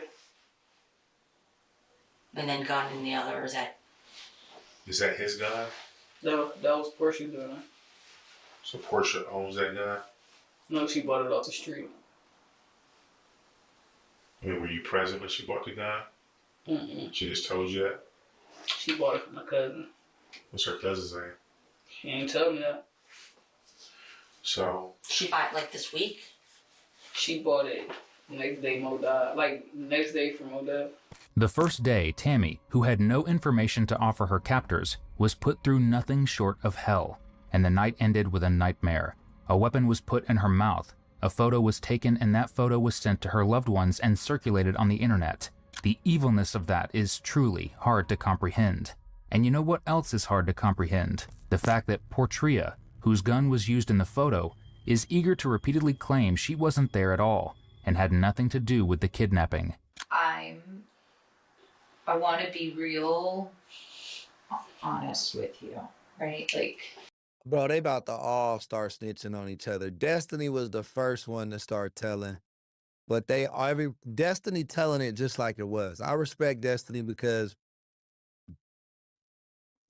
obviously what they did was fucked up, but she has some type of conscience. She in there telling them every detail. All these other people, they're gonna tell the story, telling on everyone else, trying to minimize their involvement. The fact that Destiny said, I put the gun on her, like I was helping, like, I think she should get some leeway when it comes to, like, the court shit. first, I am so sorry for your loss. No one deserves to be murdered. And I know he's the father of that baby that you love. And I can't bring him back. We can't do that, and I'm so sorry for that. If I could, I would. But what I can do is I can find the people who are responsible, and I can get you in touch with the homicide detectives, and I can bring them to justice. But I can bring them to justice the real way. If it's the other way, if it's the street way, it just keeps going on. It doesn't. It's the best way because they get to live there. Right? But here's the problem. Things have spun up now to be pretty serious. Yeah, I already know. But do you understand that if something happens to her sister, Tammy, or whatever you want to call her, you could be held partially responsible? They don't like it. I understand that, and I also understand that you love that little baby and you want to be a great mom and you want to take care of him, and you don't want to do that in jail. You have to help us. This has to end. This is serious stuff, and you're facing some serious potential charges. And listen, you seem like a really nice girl who's hurting, who's so sad. My heart hurts for you for that. At the same time, I believe in justice, but I believe in real justice. I believe in bringing people into a court of law, like you said, and then they have to live with it for the rest of their life. And I will do everything I can to bring that justice. But this isn't justice. This isn't doing it. And if it keeps going this way, it's going to ruin so many more lives. And not just yours, but your son's too. You have so much opportunity to raise that little boy to be a great, great man and to tell him stories about his dad. No, don't do that. You do. Because there's a lot of city street cameras. There are a lot of city street cameras, like a lot of them. And in them, police captured moments after one of the group's getaway vehicles caught on fire as they were trying to transport their kidnapping victim. You're about to see Hakeem, Destiny, Portria, and Nathaniel all hop out of the car in a panic before they nervously scuttle back to try and put it out. Then, after putting the flames, well, mostly out, the second car arrives, which Turquoise is in along with India, who owns one of the vehicles. With this plethora of footage tying everyone to the crime, Portria is faced with the reality that she's cornered now, and she has two choices. How the fuck did their car catch on fire?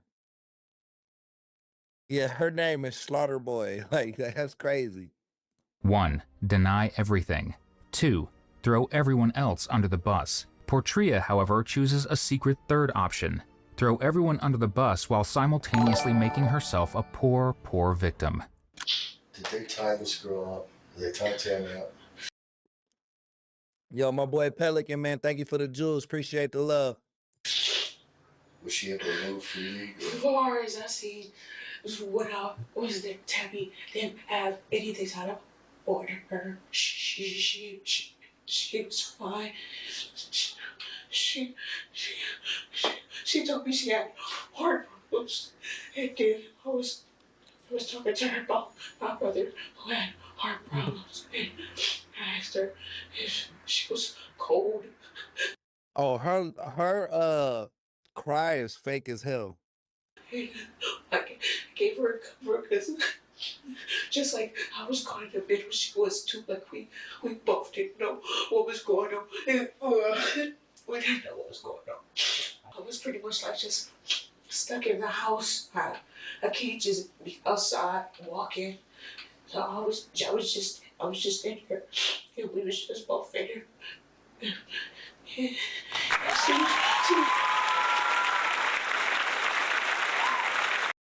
Hey, yo, Bill, welcome to the chat, baby. Thank you for being a member, and thank you for showing up today. She was talking to me, and she was telling me how she was sorry because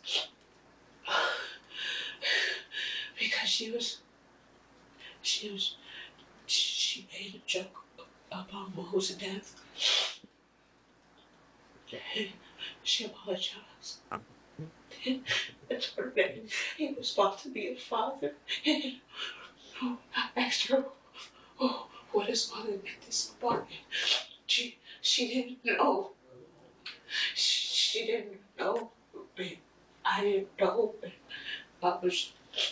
I just pretty much stuck babysitting.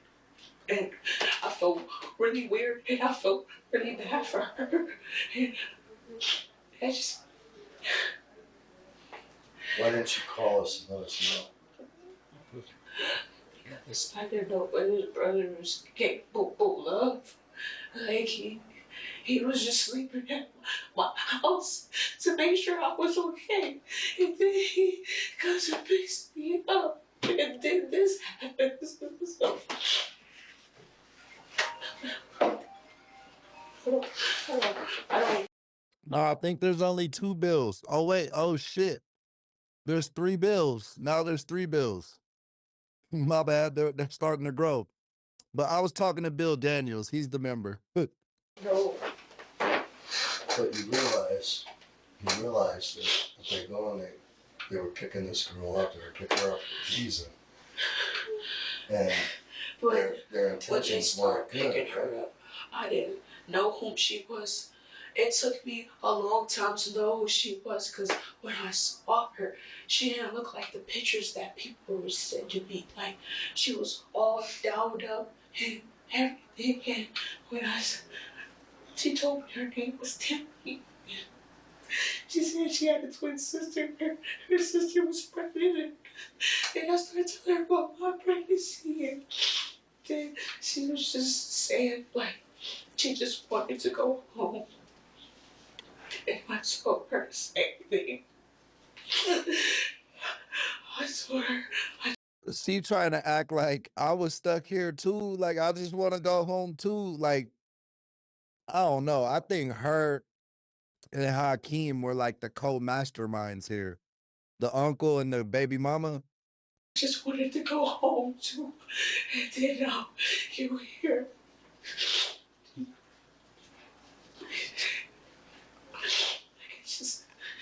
It may seem weird, but I kind of felt a little comfortable because she shared this same pain. So They didn't share the same pain. Hopefully that goes without saying. You good, Bill. But I just give all my members a special shout out, man. I believe you, brother. No worries. Because at any point, Portria could have called law enforcement. She could have set Tammy free. She could have even called Tammy's family to tell them where she was. Instead, she did nothing. And on the second day of Tammy's captivity, it became very clear that she needed that help desperately, because another person was added to the mix. And according to several of the criminals involved, she was the craziest of all. So who all ended up like just pretty much sleeping there or staying the night there that morning? Hey, Shout out that boy. Shout out that boy Bill Daniels with the $10 super chat, man. You know we need that shit, bro. It's been a tough month for the channel, to be honest with you. So thank you. I appreciate you, man. Thank you for being a member. Thank you for being a super chatter, bro. That's the heartbeat of the channel. I know you didn't go to sleep, but who stayed there? Hakeem stayed there. Portia stayed there. Did you stay there? Yes. Right? And Tammy was there? So what stopped Tammy from running out? Hakeem was at the door. And there's only one door to leave. What we gonna do? Hop out the window? Okay. So morning time rolls around. What happens? But this where it gets serious. This where it gets serious that we went in Portia's truck. And they put her in the, I left it out.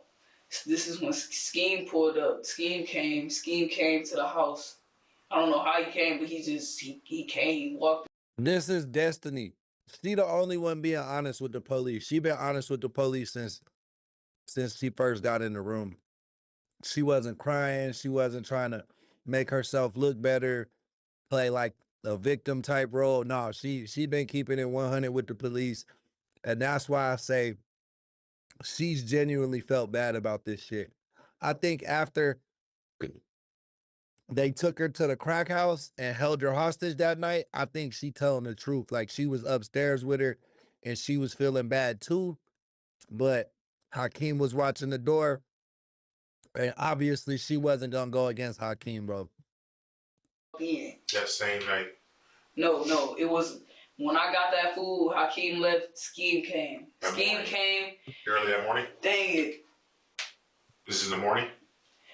Scheme came and Brittany was in the house too. Brittany was in the house.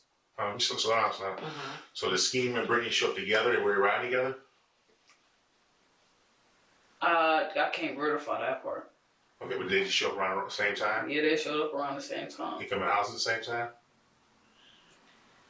I want to say like 2 minutes. She probably was out smoking a cigarette. I don't know, but she called him her son. Brittany knows Scheme. She got to. Wait till she got to. Yeah. She called him her son. I don't know him. I'm just not me and him. Okay, so Scheme and Brittany. Brittany, what do you know her street name? Brittany, she's crazy. Oh yeah. I don't know where she got the needle from, but she had a needle with stuff in it, pointed in that Tammy neck like, tell me what some more. Tell me now. Like what kind of needle? Like a sewing needle? Like the needle you will put to, put you something. get shots with. Yeah, what you get shots with is fucking, I don't know where she got it from, but it looked like a hospital needle you get from I don't know, with shit in it. So she telling her like, tell me where, pointing real close to her neck.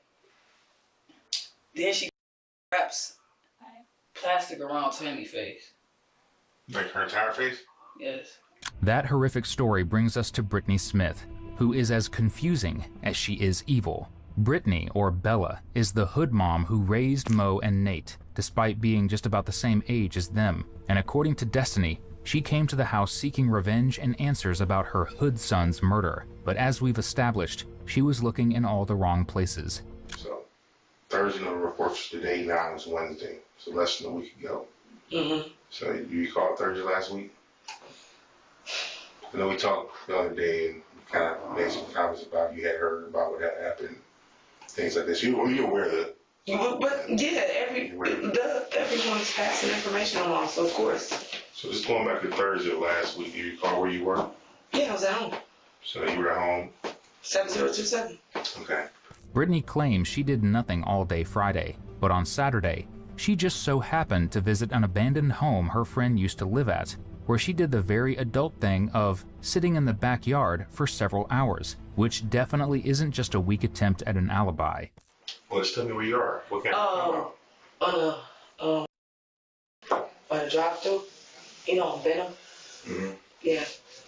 So you roam over there? Yes, yeah, because my best friend used to live over there at this house. Yeah. So your best friend doesn't live over there anymore? No, he doesn't live there anymore. But I know how to still get in because it's his dad's property. So why would you wonder if he doesn't live there? Is it vacant? It is vacant, but I just was in the back sitting on the cars. He got his cars that's still sitting back there. That's a familiar place. He lived there for like 5 years. And how long do you stay in the backyard of this house? I'm there for quite a second. What's quite a second? A long time. I ain't gonna lie. It was a long time. Like, you mean, what, like 20 minutes? I ain't gonna lie. Then proceeds to super lie. Like 30 minutes? No. It was like a couple hours. Because matter of fact, the girl that stayed downstairs, so I didn't know that someone stayed in the house. So the two family, like upstairs, downstairs? Yeah. Okay. And I'm going to be completely honest. I didn't know that anyone stayed there. I thought that the house was supposed to be vacant. I know how to get in the house. Okay. That's real deal. I'm being honest. Hey, Pelican, man, thank you for helping supporting the stream, man. Thank you for help sponsor the stream tonight, brother. Appreciate them GGs. Okay. And I needed to charge my phone for a little bit. I wonder can y'all see that on camera or not? But I climbed through the window. Real deal. Was she there? And yeah, but I didn't know that she was there. But please understand. So for like 4 hours? I'm a grown woman. You're at this abandoned property? It's not abandoned. It's not. You got somebody downstairs that you found out when she climbed through the window. Yeah, it would have been, I thought it was abandoned. But even when you came outside the house, once you realized somebody lived there, like you just go in the backyard of somebody's house and post up. Because I know the owner of the house. I've been knowing him for 11 years. But like, why do you hang out in the backyard and you have nowhere else to go? To be honest, I don't. To be honest, don't. If I can make this upset. I sit in my house day in, day out. I got one friend, and I'm pretty sure she gets sick of my shit half the time because I go over her house a lot to go over there and eat because I've been struggling a whole lot. I don't have barely, and I'm talking about real friends. When I say friends, I mean like real friends. That like come through. I can't get people to take me to the grocery store, I can't get people to do anything. I get it. So I sit a lot of times. So you're just like you said it's dark. That's what I'm saying. Don't get dark till like 8 or 9 o'clock. That's what time I left. It was dark when I left. I know that. It's dark. Yes, it's not that bad. What is that bad are her lies, which are pretty ridiculous when you consider this is what she said the first time police spoke to her about telling the truth being gangster. I don't care what it is, don't lie. Like, don't lie, don't run. I would agree with that wholeheartedly. Keep it 100, keep it gangster. You say that this is how you is, this is how you gotta be. You gotta keep it gangster, you gotta keep it, and that's what real gangsters do. They keep it real. And you hiding, that's coward, honestly. And her coward crap, like allegedly pulling a needle on an innocent girl, it's about to get called out. Thursday last week. You wasn't with Nate? No. And I came? No. In India? No. Portia? No. And I'm pretty sure I am on somebody's camera. You have any remorse for that young girl? What, like I did something? I didn't do anything. Yeah. Okay. All right. You're going to tell me I did. I'm going to tell you I didn't. So we're not going to do that back and forth. I don't know when I possibly could have. I don't know how. I don't know when. It doesn't make any kind of sense because my phone, I am on my phone all day long. So you're on your phone all day long, but it's so ironic that the time this young girl was killed, your phone is turned off. Actually, my phone was on. So wait. So you telling me the girl was killed in broad daylight? You're saying that, hey. You saying in broad daylight? You saying that you were at a house in a backyard Quick question. 4 hours. But this is my thing. All I want to know. This all I want to know. It's a whole. So what my phone is going to ping exactly. If it's on. If it's on. My phone is going to ping exactly where I'm at. Absolutely. If it's on. And it's going to. Okay. So. But you said, but guess what? But that was all during the day. No, I'm telling you, I know when this girl was killed. Oh, okay. Right? I know when she was killed. You know how I know when she was killed? How do you know? Because the people who were with you told me when she was killed, and you were there. That's impossible. Okay, so I got multiple people telling me when she was killed and who was all there. Okay? Okay. So, you know. I mean, you know this officer not lying, bro. You was there last night. It was like 6 people involved in this shit. Somebody was gonna tell. This ain't a case where, you know, we're fabricating and making things up. I didn't say that you was. So, all these lies that you've told me so far. So now I've told you lies. Lies, nothing but lies. Wow. All that shit's gonna match up with my phone, and now you're telling me lies. See, that's funny. It's one thing for you to try to be loyal to whatever situation. I understand, maybe. Hey, yeah, Bill, she thought she was smart with that shit, bro. She was like, this the perfect scam. Like, she might have just left her phone in some random backyard thinking, that's my alibi. Mo meant a lot to you, all right? But when people start facing significant amount of time in prison, all right, that whole loyalty goes out of the window.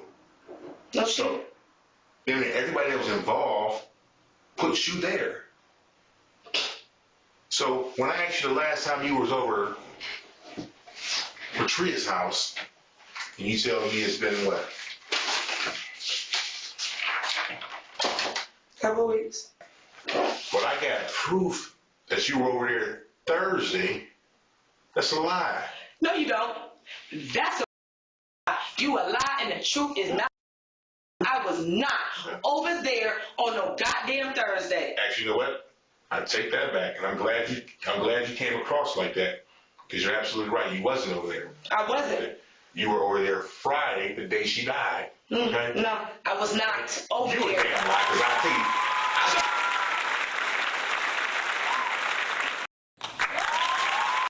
Yo, Noob, man, welcome to the chat, baby. Thank you for being a member, and thank you for showing up today, Noob. I know that for sure. Show me. Okay? Show me. So yeah, you're right. You wasn't over there. No, show me. Show me, because I had nothing to do with that shit. Show me. Now, this officer doesn't show Brittany the footage putting her at the crime scene, but we're happy to show you. This is Brittany arriving at Hakeem's house, where she met up with him to then go to where Tammy was being held captive. On the day she alleged, she was sitting in an abandoned house's backyard. You're not remorseful, okay? You're cold-hearted. I'm cold? All right? Now I'm cold-hearted, okay. You play this role. Okay. Because see, now you you going from being one way, and now you switching over. Because I don't want you to talk my intelligence, because right now you're lying to me, okay? Hey, you know what one of my favorite lines is? I don't know if y'all ever watched The Wire, but my boy Marlo, what was his last name? Was it Marlo Stansfield? But yeah, Marlo, in the later seasons, he becomes the kingpin of Baltimore, you feel me? And he walks into a gas station and steals a sucker just cuz, bro, rich as hell, but he steals a sucker just cuz, like, on a power move. And the security guard tells him, like, hey, bro, I know you stole that. Like, you don't got to do that. Like, and tries to, like, you know, talk to him about it, like, man to man, respectfully. And then bro says, you know what? You want it to be one way, but it's another way. And I don't know, that line always stuck with me, bro. Like, that was one of the hardest fucking scenes on television, bro. Yeah, truthful. If you were telling the truth, I said, okay, yeah, you're being straight up. But you're lying. No, stop. You're mixing mixing the story up. When y'all came to East Cleveland and shot and killed that, right? You were there. I was not. You were there. No, yes, I you was were. not. You were definitely there. No, okay? I was not. You came in Patria's house and put that freaking. But it's the other way, or another. Like I forget. Yeah, that shit was fucking hard. And then, and then the other scene he had, like when he fucking was like when he got out of jail and like just whooped the dude up, like when he beat the case and he just whooped the dude up just cause like my name is my name. Like, yeah, bro, Marlo was hard as fuck, bro. He was crazy. But I can't lie to you, I was rooting for the Barksdales. I was rooting for the Barksdales for sure. That girl's neck, okay? Miss Medical Professional. Oh, okay, Miss Medical, okay. All right? Okay. One thing about it, TNA don't lie. Oh, Daniel, the motherfucking, if you've never seen The Wire, bro, I wish I never seen The Wire so I could just watch it again, like, with clear eyes. Like, it's so fucking good, bro. Every character is so good in that show. You're rooting for the bad guys and the police at the same time, bro. That's how good it is. All right? Okay. All right? When you put that tape over her face, okay, right? Now's the time for you to try to get out the hole. Because all these lies you telling, you a cold-blooded killer, right? I'm not. You a cold-blooded killer. You even... very manipulative. Right? All the kids that you so-called raised because you don't have your own.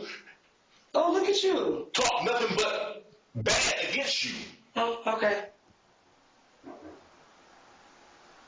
He telling her facts.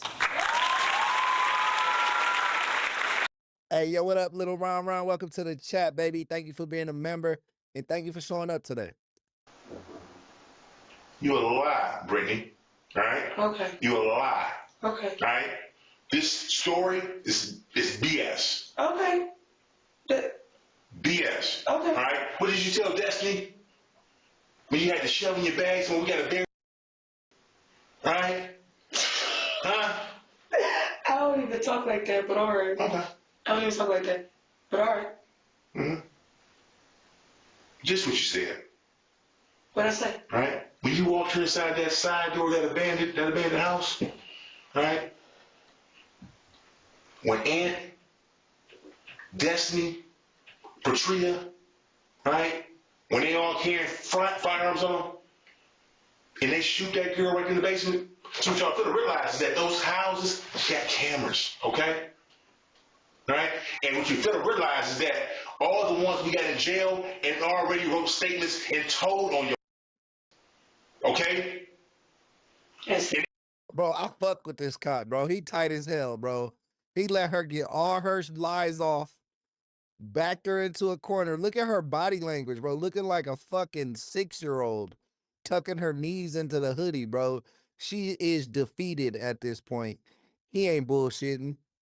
They all put themselves there, and they all say they shot and did what they did, okay? And we're going to get in, and he's going to say the same thing, because when it's back to this wall, he goes sing. When we get Hakeem, he goes sing. I don't care how much he loves his nephew. When you start talking about a life sentence, people start to talk. You got 5 people, there are 5 people putting you there. 5 people putting me where? And 5 who? And 5 who? You got Destiny. You got Portrait. You're going to have Aunt.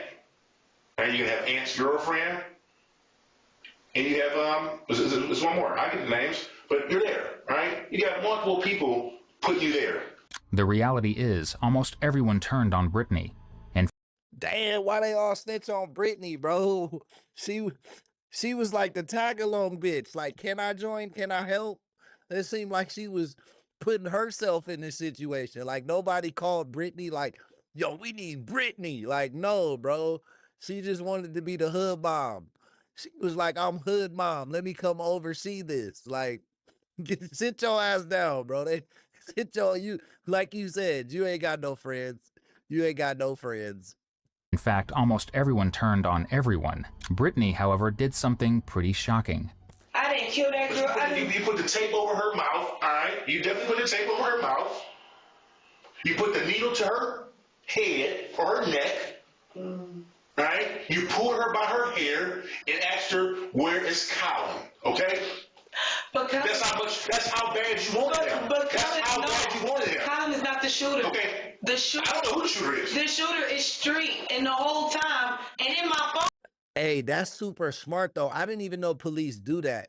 They're putting CCTV cameras in the bandos, bro, in the crack houses, because they know shit like this be going on, bro. Oh, it says that. The whole time I knew it was him, and he admitted to the shit and everything. Street was always the person. That's good news. I knew nothing about this homicide for the most part until it became connected to this case we have here, the kidnapping in East Cleveland, right?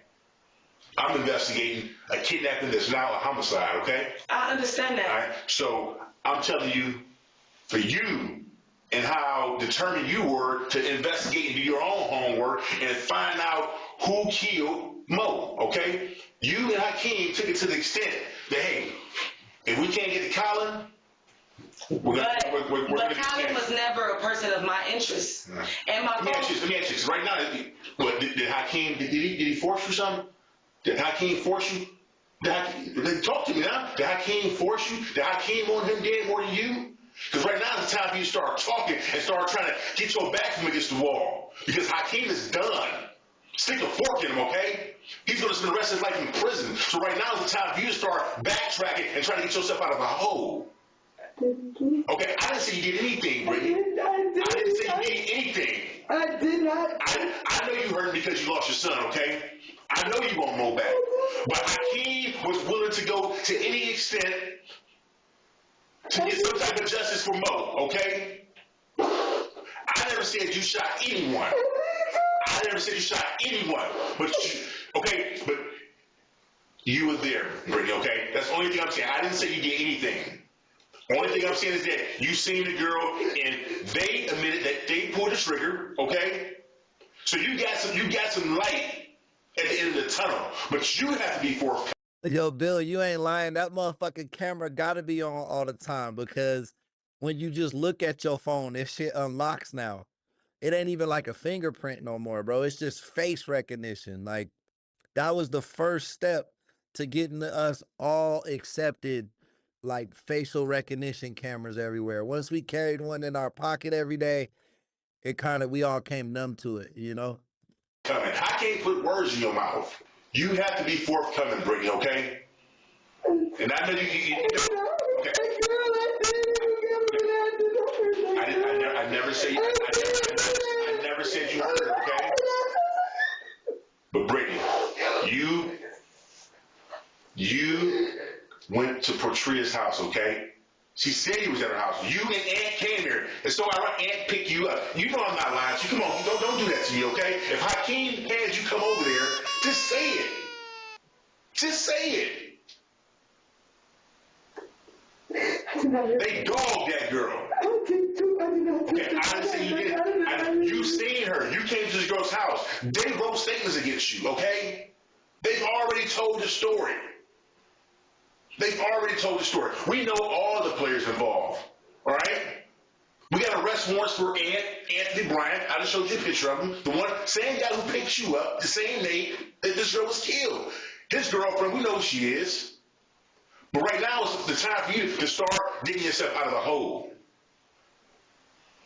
They never said you pulled the trigger, Brittany. I didn't hurt the girl. I did not. I was not doing They never said. And I was not there when I kidnapped that girl. I wasn't there.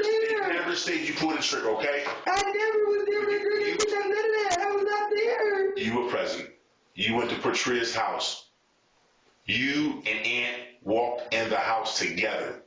I did not kill that girl. I never said you did. I did not kidnap that girl. Bro, them tears turned off quick as fuck. Them tears turned off quick as fuck. Girl, I was not there. Okay. All right.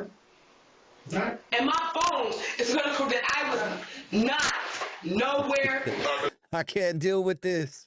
I'm just a hood mom. I need to be a mom to the whole hood. Break it one more time for the camera. What? That you wasn't there. Say it one more time for the camera. That I was not there when she got kidnapped? So when they sink you and give you life, right? They're going to give me life for not being somewhere. I didn't kill anyone. I didn't have a weapon. I didn't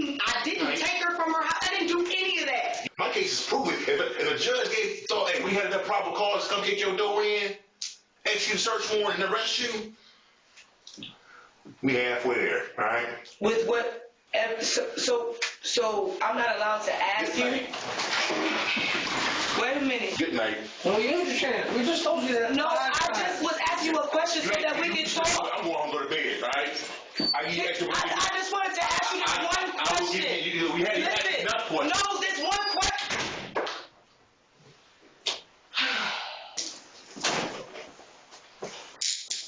Brittany is obviously lying through her teeth up until the bitter end. Unfortunately for her, some others, specifically Destiny, didn't.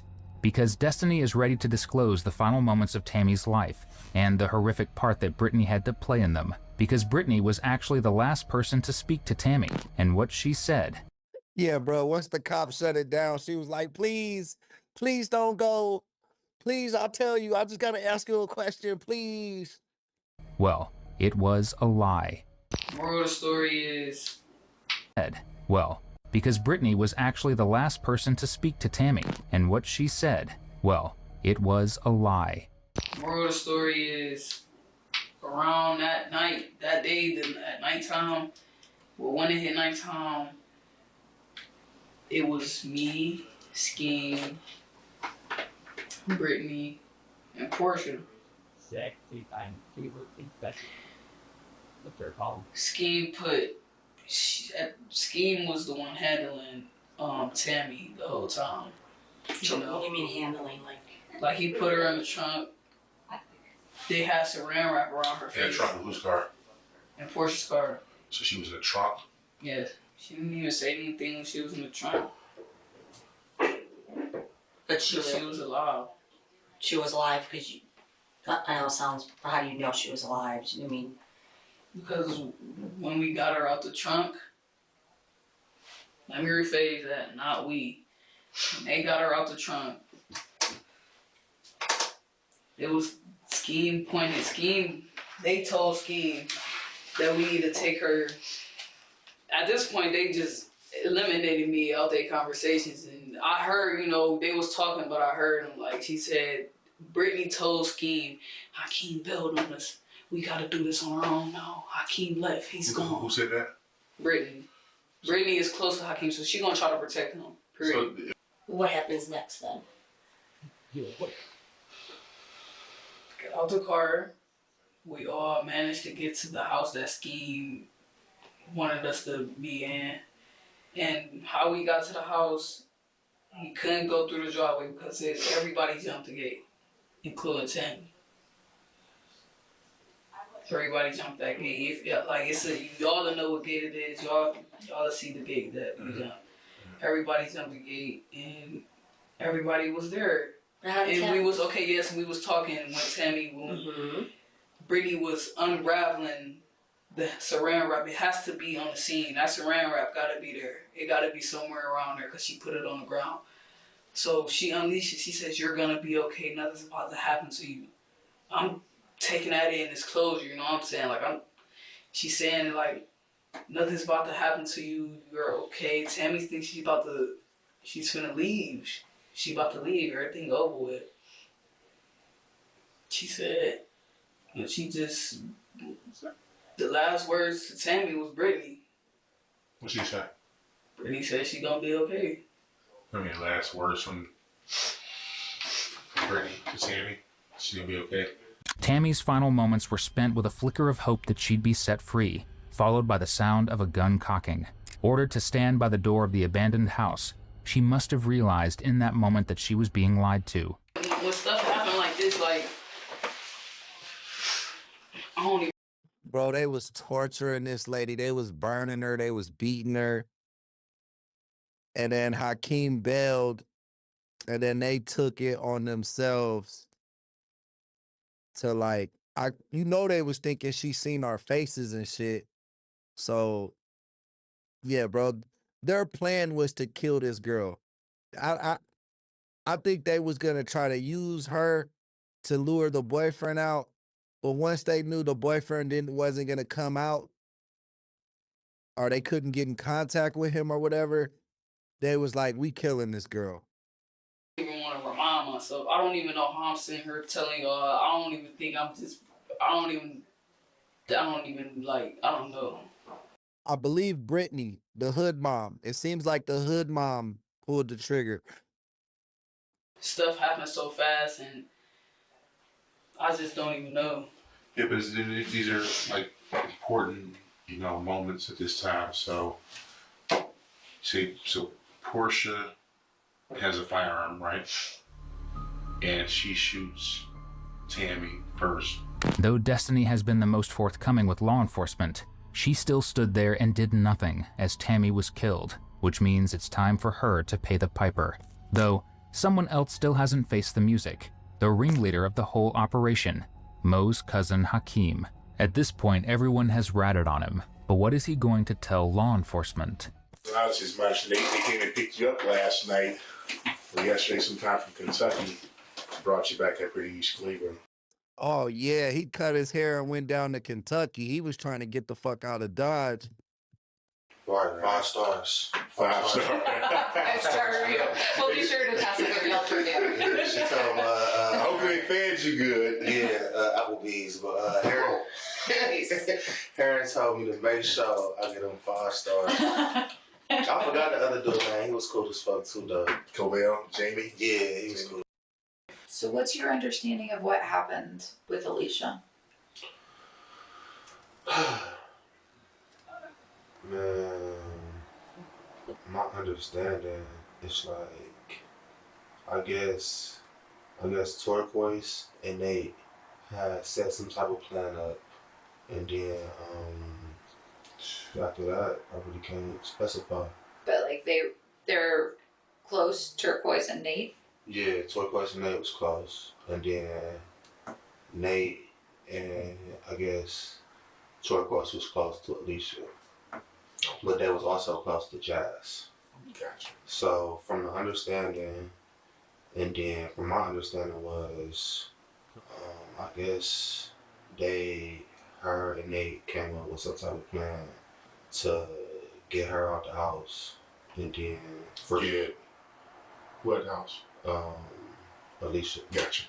So Turquoise and Nate. But I found this out like after, like I'm not involved with these people. Sure. Yeah. You said that you and Nate don't get along. You said Turquoise doesn't like you. I don't like none of them. Yeah.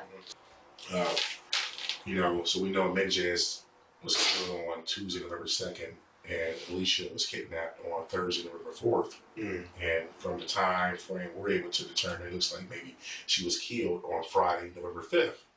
So we're trying to make sure everyone's stories check out, and who's with who and who's at this place and that place, and things like that. And that's why, like I said, for us to, ask you, like, hey, Hey, what up, Blade Runner? What up, Tree White? were you at this place or at this place? Others that we've talked to, they say, yeah, I was here, there, and everywhere. It's better to hear. Hey guys, post what city, state, or country you watching from right now. Let me know. I'll shout your city and state or country out. From you, like, hey, were you with Turquoise? Were you with Nate? On this day, and if you were, maybe you were with him at one point of the day, and he left later in the day. Who knows? I don't know. Right. But that's stuff we need to hear from you about. So. Yeah, that's why I wanna get my lawyer, so I can go with my lawyer with all my data, because I don't want to say the wrong thing or wrong. You feel me? Yeah. Hakeem.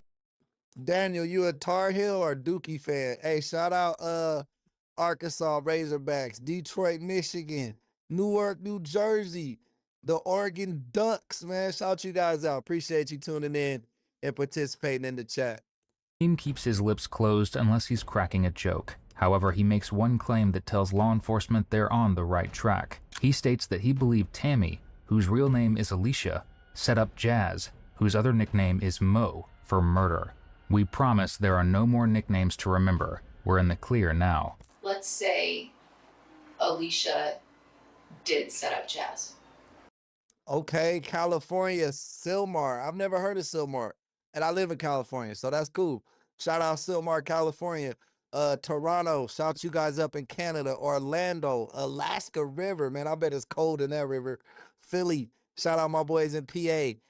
In Arkansas, man, 2 Arkansas guys. Hypothetically. Noob, I thought you was in the UK, brother. Did she deserve what she got? No, nobody deserved what they got. And my condolences for real go to her family. She did not deserve none of that. What if hypothetically she didn't? Bro said she didn't deserve that, but they said he fucking put a blunt out on her forehead. See, I think after torturing her and shit, he realized this lady don't know nothing, and he just left. Like, I do believe that.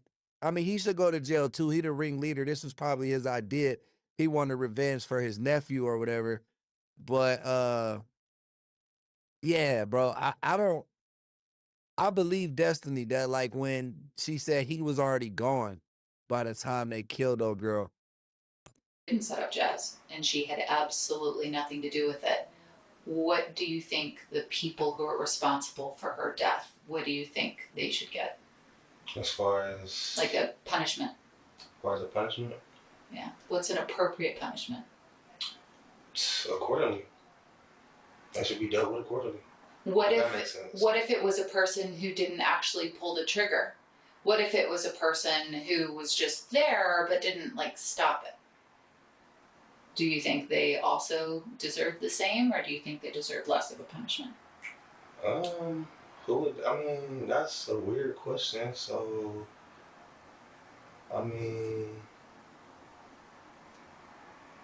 ask that again? Well, I'm thinking about like to kidnap a person and to get them from point A to point B, it usually takes. Hey, shout out Houston, Texas, man, Overbrook. I heard Houston is popping, man. I gotta go visit there sometime. More than one individual, right? So let's say there's 2 individuals, hypothetically. And then once a person ends up at the place where they are eventually killed, in this scenario, she was shot. If one person has a gun and shoots her, but another person doesn't have a gun, doesn't shoot her, but is there, are they just as responsible as the person with the gun? At a murder scene with them? Yeah. Ain't that how it goes? Well, I'm asking, like, legally, sure, those are different questions, but Yeah, I mean, for you, that's like, how it goes. morally, you think, like, they're morally. just as responsible. You there. You know what I'm saying? Damn, Sky, y'all can see the wildfires from Canada, bro? Am I tripping? I thought Toronto was on the east coast of Canada. But I'm terrible at geography. My bad, man. No disrespect. Saw that. Yeah. You gotta live with that and process that in your brain when you go to sleep at night. So you never hurt Alicia or hit her or up or Never seen her. you've never like seen her one-on-one in real life in flesh and blood.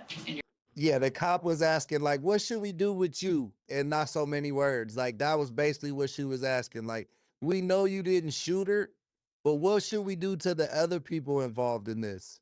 Because she knew he was there. Your entire life. Well, listen. I'm just sitting here trying to think, like, why is right? Point the finger at me. Like, I know.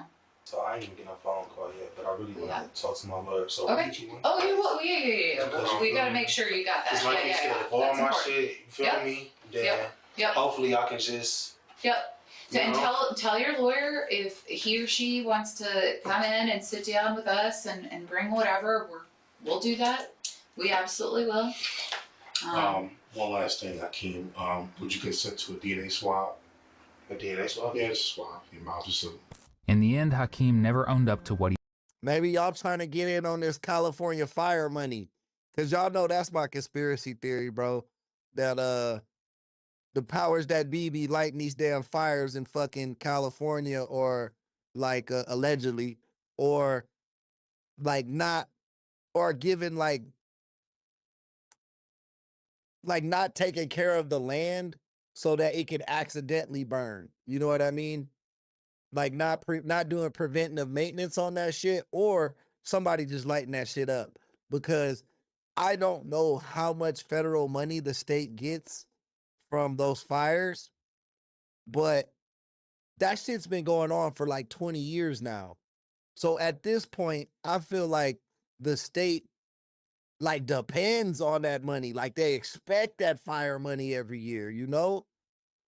So what is like actually motivating them to stop the wildfires? Cause you get all right, so like I'm telling y'all, bro, this is my theory. It's just conspiracy allegedly. I think there's gonna be wildfires like in Compton or like Watts, like those type of neighborhoods, so that they could raise the property value. I mean, the property value is already crazy as fuck down there. You know what I mean? Like you find $1 million houses in the hood all the time in California. But what I'm saying is if they burn that shit down, they could sell that shit off and rebuild it. You know what I mean? To like gentrify that shit. He did, but justice came for him all the same. He was charged with life plus an additional 25 years with no chance at parole. Brittany Smith was sentenced to life with the possibility of parole after 41 years. Portria, Mo's pregnant widow, with an additional he did, but justice came for him all the same. He was charged with life plus an additional 25 years with no chance at parole. Brittany Smith was sentenced to life with the possibility of parole after 41 years. Portria, Mo's pregnant widow, was sentenced to life with a chance at parole after 23 years. Destiny was the one who managed to squeak by without a life sentence, earning 25 to 30 years behind bars. That's because she was honest. That's fair. That's fair for her. She's still gonna be old as hell when she get out, but she was honest, bro, and she did seem remorseful to some degree. Due to being a minor at the time of the crime, and her willingness to help law enforcement. Oh shit, she was a minor too. So she might even get out before then. Pregnant widow was sentenced to squeak by without a life sentence, earning 25 to 30 years behind bars due to being a minor at the time of the crime and her willingness to help law enforcement. There were two other people involved, Nathaniel, who was in the vehicle and had the beef with Colin, who was sentenced to 23 to 28 years in prison, and Anthony, who was the shooter that killed Tammy. Unfortunately, he refused to speak to law enforcement or own up to his actions. In response, he was sentenced to life with no opportunity for parole. So many lives were lost over a misunderstanding. Damn, so Anthony shot her, not Brittany. My bad, I misquoted that. I thought Brittany was the shooter, but we got caught up in the side talks. And at the core is the loss of Tammy, whose twin sister had this to say at her murderer's sentencing. Losing my twin sister is a... Bro, they funny as hell for blurring her sister out. They twins. They're literal twins. Like, you would have to blur both of them out at that point, right? See, they're literal twins, dog. Like, I know what she looks like because I know what she looks like. Twin sister had this to say at her murderer's sentencing. Losing my twin sister is a loss that cannot be measured or repaired.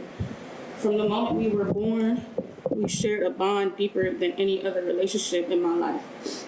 Tammy was not only my sister, she was my other half, my best friend, and the person who understood me without words. To lose her on our birthday just makes things worse. Every year is a recurring nightmare. I grieve not only who she was, but the future she was denied and the life we were meant to continue together as twins. This loss has changed how I sleep, how I work, how I trust, and how I move through the world. Tammy's life had value, she was deeply loved, and her absence has caused lifelong pain for those of us left behind. Our thoughts are with her friends, family, and loved ones, as well as the family of Aminas Zion Shomo. We hope you enjoyed today's video. 85% of our viewers aren't subscribed, so if this is the kind of content you come back for, just hit. Hey, bro, that's real shit. You know, like 80% of our viewers are not subscribed. Real shit. So please hit that subscribe button, man. We're trying to get to 12,000 subscribers before the end of July. We just cracking down that 100,000 plaque 1,000 at a time, man. So please help us out. Please keep growing.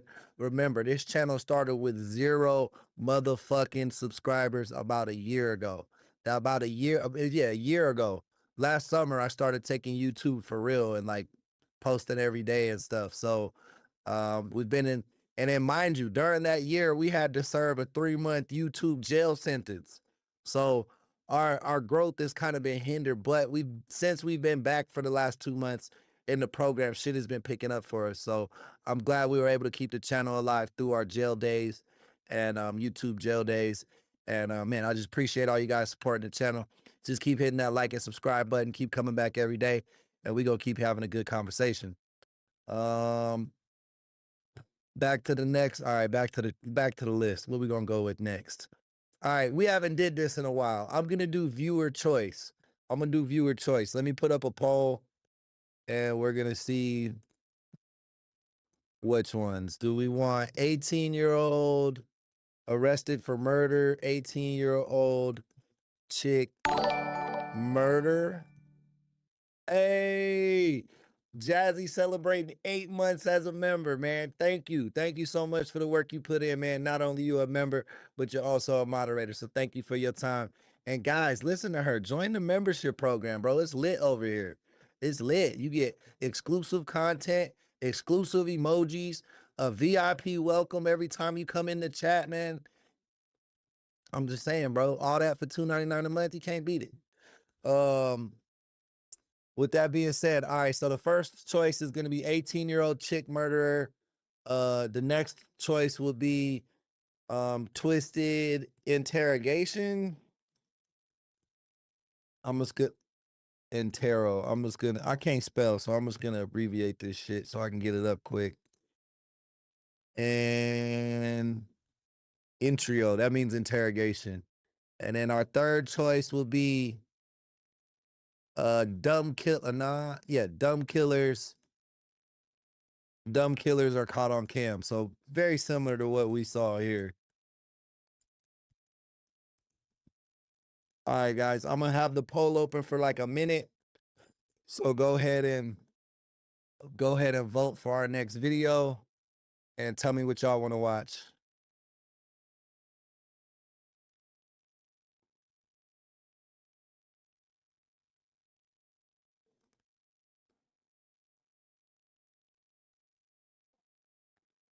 Hey, Max, shout out London, man. Shout out my boys and girls out in London, man. Shout out the UK.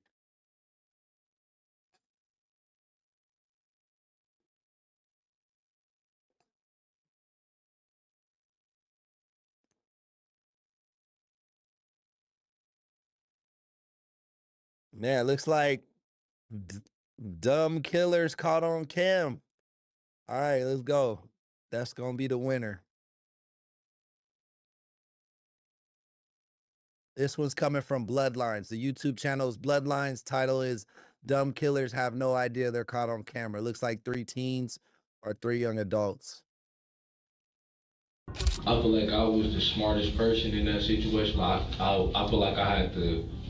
I'm the smartest person in that situation. Mind you, bro, sitting in a fucking interrogation room talking to the police about a murder.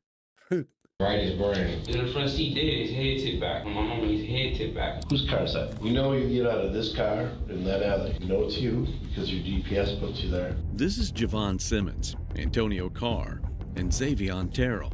And together, these 3 dummies think they can walk away scot-free after taking the life of a man sitting inside his car.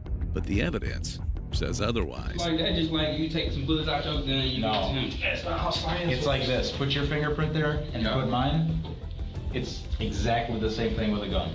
And now, detectives will get them to turn on each other. So he's been talking a lot. On the night of May 18th, 2023, Kevin Cross was sitting in his car outside a McDonald's on 50th and Hampton in Milwaukee when 2 men approached the car and opened fire. Kevin didn't survive, and his cousin was wounded. And the one man in the car who walked away without a single bullet wound, while everyone around him was shot, was hiding something that would take detectives 2 years to uncover. Swing your arm this way though, so I'm not handcuffing you. I'm trying to get it off you. I just didn't want to twist your arm. I can get you some smokes. But hey, look, I already know what you talked to me about last night. All I'm saying is after I tell you the truth about what happened. Okay. Y'all check that. Y'all check, because I know yesterday his sisters called me and they said it was a ring camera. Y'all check the ring camera. Okay, before we get into that though, okay, I want to make sure that, first of all, I got all your information correct. Okay, I'm gonna go get a water. Do you want anything? Yeah, I want water. Water? Okay, give me 1 second. All right. Antonio is already pressing detectives for the ring camera footage. because he was in the car that got shot up. In his mind, that's proof enough he had nothing to do with the shooting. Miraculously, he was the only one who wasn't hit by a bullet. But that was all part of the plan. So let me ask you first, why do you think you're here? He set somebody up, you think? When I got a VIP hub. Okay, what you on paper for? When I got a VIP. So let me ask you first, why do you think you're here? When I got a VIP hub. Okay, what you on paper for?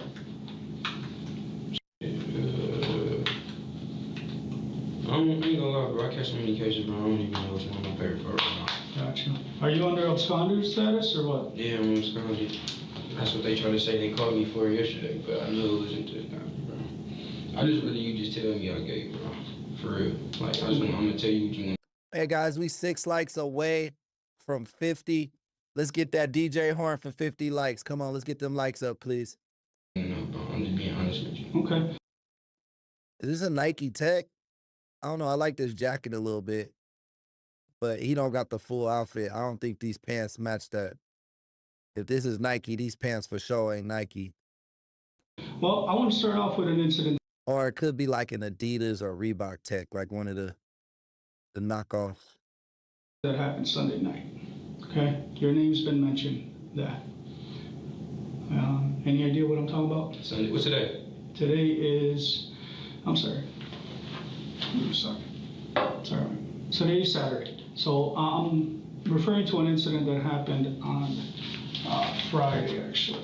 Actually, before we get started on that, let me, just so I can see, make sure that, I got a couple photos here. I want to make sure I show you to see if this is who you're referring to, okay? Okay.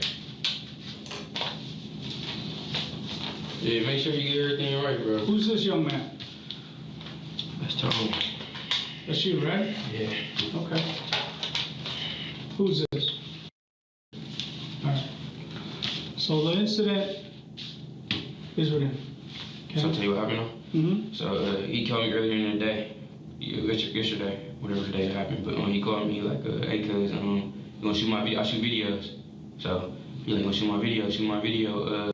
The other guy that was in the car. Okay. I don't know his last name. I'm gonna tell you that now. I don't know him like that. I just know that's his cousin or something. Is this? This is the person video I'm supposed to be shooting. All right. So this is. This who called me though, okay? Okay. I be with them here and there. All right. So he called me about him. He like, yeah. Well, he put it on a 3-way call. He like, yeah, shoot my video tonight. I'm performing tonight at the club. He's supposed to perform yesterday night at the club. How long you? I'm giving the House of Corrections. I didn't get to really be around until Tank just came on. Okay. So. That's his cousin. You've known him months? Yeah, I've known him for years. Years? Yeah, okay. Years. And what about him? I don't know him like that. Literally, like it took him to bring him around. All right, so you met him. Yeah. Okay. Go ahead. And then he was like, you gonna shoot his video? I'm like, yeah, I got y'all. He like, all right, cuz I'm finna, I guess he be catching heads. I don't know if you know what that is, but no. Serving, whatever. Okay. I'm gonna catch my heads, I'm gonna pull up on you. I'm like, all right, bet. And if you know, when he say he gonna pull up on you, you're not gonna pull up on you right away. He gonna take 2 hours. So while he say he gonna pull up on me, I went to go do what I have to do, me and my girl. So I go back home. What time did he reach out to you to do this? It's early. He reached out to me like 8. In the morning? In the morning. Like he be up. I be up. You know what I'm saying? I be up at 6 in the morning. He post stuff on social media to show you 6 in the morning. Have you done that type of work for him in the past? Yeah, I just shot a video for Kev. I got a video on my computer. I can show y'all proof, evidence. That's what I want to show y'all, evidence. I was just working on the video. Okay. Literally, just working on one. So he trying to make it seem like he was friends with the victim, but it seemed like his homies was beefing with those people that wanted him to shoot the video. And he probably told his homies like, yo, I'm finna go shoot a video for Kev or whatever his name was. And then his homies was like, oh, I'm beefing with them. Yeah, we gonna set them up tonight. And he was like, for sure. This is a performance Antonio is going to keep up for the next several hours. trying to convince detectives he was nothing more than a hired cameraman who happened to be sitting in the wrong car at the wrong time. Kevin Cross's car. What he has no way of knowing is that 2 years from now, someone he's never once mentioned by name is going to tell a completely different version of why he was really there. So you guys are sitting on near the McDonald's on the street. We just sitting there, literally just sitting there. Somebody walked past the first time, we all looked. Now mind you, I ain't got no gun or nothing. You go see this on the ring camera, that's why I'm gonna shoot back. So I'm kind of really paranoid. Just being honest, I'm really paranoid because we on somebody block that we don't know where we at. You know what I'm saying? I don't know if he be right here on the regular, but. Did he tell you specifically why that block? Was he supposed to meet somebody he was waiting on was he the gonna head. serve someone? He was waiting on the head. That's why I said. That's why I'm telling y'all. I feel like that was his baby mom because it was a female that called him. Like, can they get this? And then he like, okay, I'm here. So then they called back again a good 15 minutes later and said the same thing. Like, you're still there? He like, yeah. But not. Then they call again. I don't know if this was them calling again. Any idea who he's talking to? I don't know. You know what I'm saying? I don't know his age. I don't know. I just. Bro, I just be not trying to frustrate you or exit nothing out, but I just know, bro. I just know, and I just know dude out he's with. So I don't know none of his heads or nothing. I just know him and his sister, they both get active. But anyway, they called. He like, I'm still here. Now the third time somebody called because he got 2 phones. He got like 3 phones, but he got like 2 phones at the time. Hey, let's go. We like 1 or 2 likes away from 50. Let's hit it, y'all. The third, one of the phones that he already own right now. Let's get that DJ horn popping. He on the phone with his mama. His mama on the phone. She like, I'm on my way there to the performance. So he like, okay, mom. She talking to him though, but this iPhone. He grabbed the phone back from bro after they get done talking. He like, yeah, mom. So something, but he mumbling a little bit. So that's how I'm knowing like he take perks. Cause like when he get like that, he get just forcing. I was always like, go home. Like he know that if he was alive, he'd tell you like, is he a performer too, or just rap? But he not a performer. I'm saying he don't push his music or nothing. Like I got music, I got videos. And you know, I push people videos. Hey, shout out the chat on that 50 likes. Appreciate the love, y'all. Let's knock down 100 now. So when he's talking to mom, he's kind of slurring his words? Yeah, kind of like, you know, he kind of a little bit about that. And that's how I'm knowing. But I'm knowing we finna go perform, so I'm knowing we all trying to get high. Sure. In some type of way, so we can have a good time. What up, Tony? So, what up, Hawk? Welcome to the chat, y'all. Next thing you know, somebody walked past the first time. It was a dude with mask on. He kind of walked kind of gay. We looked. It wasn't on nothing. He wasn't on nothing. He go towards Hampton Way, like the main street of Hampton, so we could see if he was on. Any idea what he was wearing? He was wearing like, I can't even tell you, but it was nighttime. I just was focused on his hands. What side of the street are you guys parked on, if you know? So if this McDonald's, we on the opposite side. So you're on the cross street from McDonald's? Yeah, where they come from. We right here on this side, and then this side. Where's the dude walking on the side of the McDonald's or on the side of your? No, on the same side. Okay. But he coming from this way though. He coming from the way that we can see him, and then he going towards Hampton, the main street of Hampton. So we look at him and nothing happening. So dang. Next thing you know, I'm sitting there, me talking. Like we talking about like how he wants to be. So next thing you know, all you hear is the front door of cab door open. But as soon as it opened, that's why I say, like when I was talking to his sisters the day it happened, I talked to his sister and I was telling them my side. She said it looked like it must look like a robbery. It wasn't no robbery because as soon as the door opened, they shot. You know what I'm saying? It was an instant shot. It wasn't no give me this, give me that. Do you recall if because obviously he's in the driver's seat and the front passenger seat, and I'm in the back, in the middle. In the middle. Okay, so like, I ain't towards no door. I ain't towards this door, that door. But I was on the left door at first. But ever since dude walked past, I'm trying to see who the fuck. You know what I'm saying? Like look at my surroundings now, because I'm like the fuck. But as soon as the door opened, it was the it happened so fast, bro. I don't know if it was door, my door, his door. I just know I seen that door, and as soon as it opened, I heard it. And it was but I'm done. And next thing you know, I get out the pack. This is what you're gonna see on the ring too. I get out the pack. I get out the drop me, you know, wherever seat I'm in the back seat. I get out the seat, and as I'm not gonna do nothing, but as I get out the seat, I'm running this way. This the yard. Okay, look, this the yard we in. We on this side of the street, bro.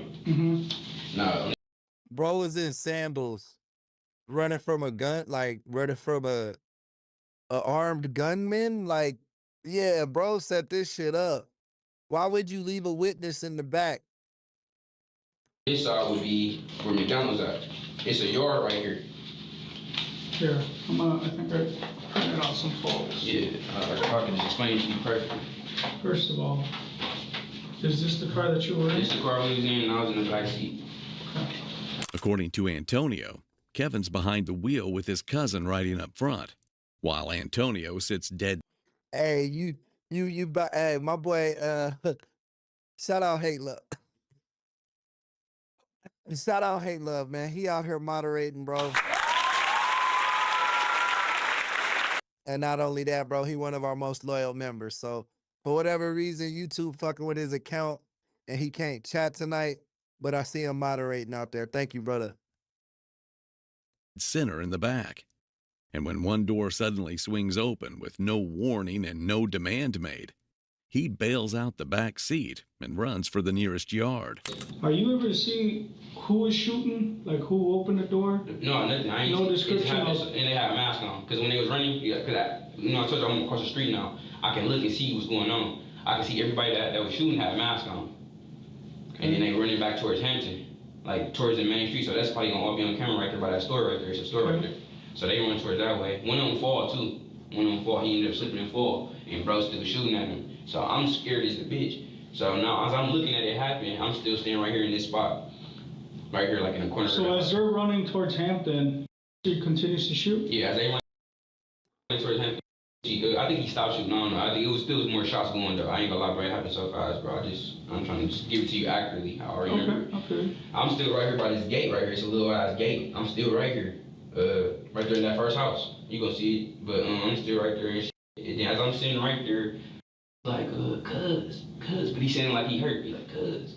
I'm like, cuz, you good? Is you good? But I'm still standing right here. I ain't gonna lie, I'm so scared. I'm like, is you good? Is you good? I'm not knowing. So bro cripping. Yeah, he cripping. If they finna come out the other cut, you know, I'm just scared, bro.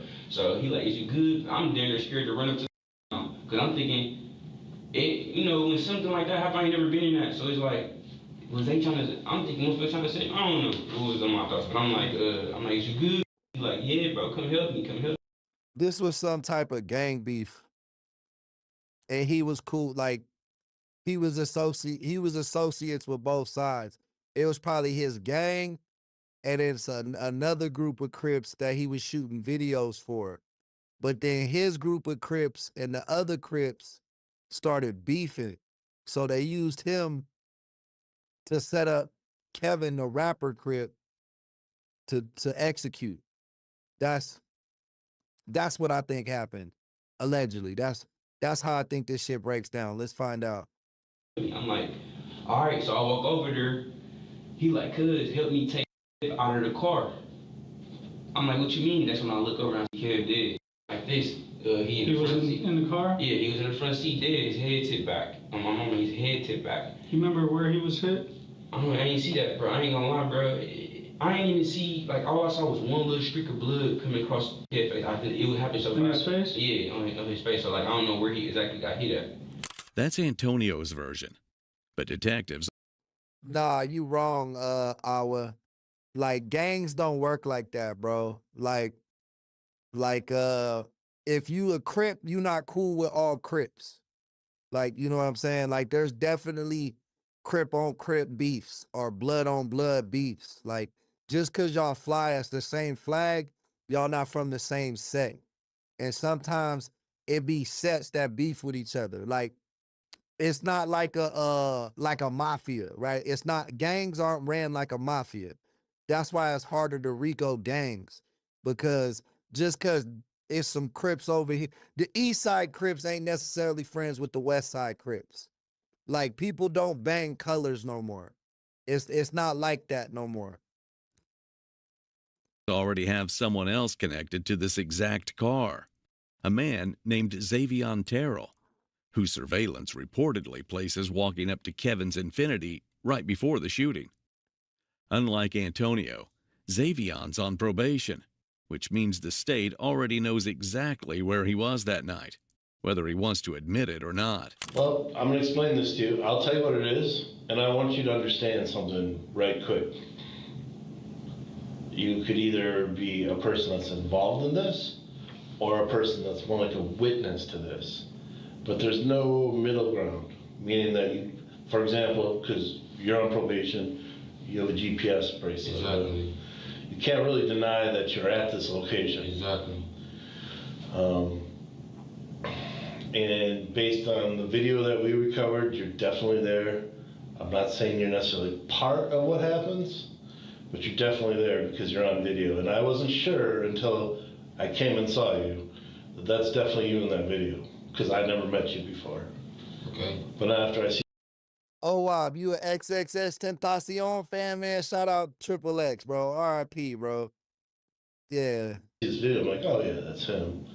But I'm not saying that you're doing anything wrong in the video other than this maybe running away after it happens, which is pretty common in something like this. Exactly. I'll be straight up, this is a homicide. So that's why, I mean, you either want to be a witness, you probably want to be a witness more than you want to be involved, right? Yeah, we can talk, absolutely. Before we get to talking though, you know what I gotta do, right? What? I gotta read your rights. Oh, absolutely. So I told you what this is about. I didn't really put all my cards on the table, but I'm being honest with you to start. After I tell you that, do you know what I'm talking about? No, you said that. You said you ain't put your cards on the table. What's that? You said you ain't put your cards on the table. I said I did put my cards on the table. Okay. So after I told you that this involves a homicide, do you have a better idea why you're here? I mean, you just said you saw me running away. That's it. I could tell you what happened, what I was doing, but... That's a good starting point, isn't it? Absolutely. Xavion Terrell is already wearing a court-mandated GPS bracelet from a prior case, and he's too dumb to realize how it works, which means detectives technically know where he's been before he's even said a word. So they're more interested in who he was with. And soon, Antonio's name and photo will come up. Now, just because I'm showing you a picture and you don't know them makes it like the end of the world, and some of these people you might not know, but their names have come out. Really? Oh, let me see. No. Okay.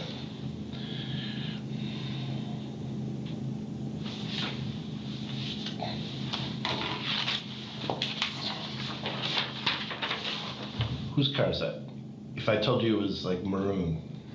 That's what's my car. Who? Who's? That's.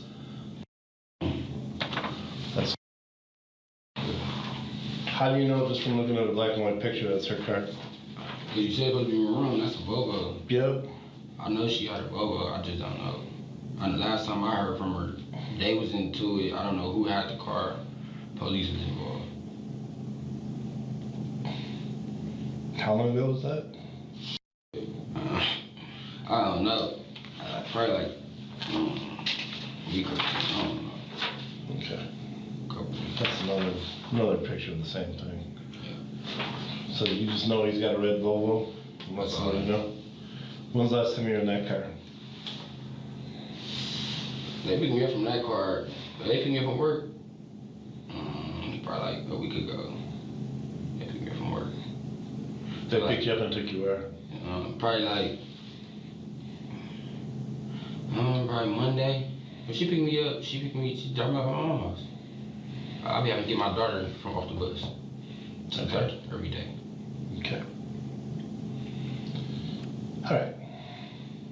Bro, criminals always be talking about like they kids or like my daughter or my son. Like, bro, they be trying to act like normal humans. Like, get the fuck out of here, bro. Like, y'all out here murdering people, dog. That's not very parental. You were in that car on Thursday. Thursday. Mm-hmm. The reason I know that is you're seen getting out of that car on Thursday on Hampton. Where? In the alley. No, what alley? You know where the smoke shop is? Across the street from there. So I think it's a smoke shop on 51st Street, out 51st and Hampton.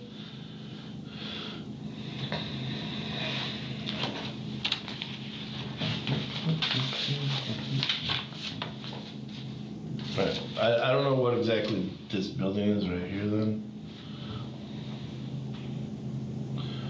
But on the video from this building, so that's McDonald's, that's the liquor store, that's whatever this is. It shows you getting out of this car. Yep. The video shows you getting out of that, right where that arrow puts you, out of this car. So, this is the predicament you and I have to face right now. And there could be any number of reasons why this is the case, but I'm just gonna point it out to you. We know you get out of this car in that alley.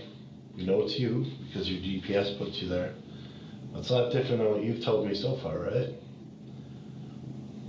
And why are we here?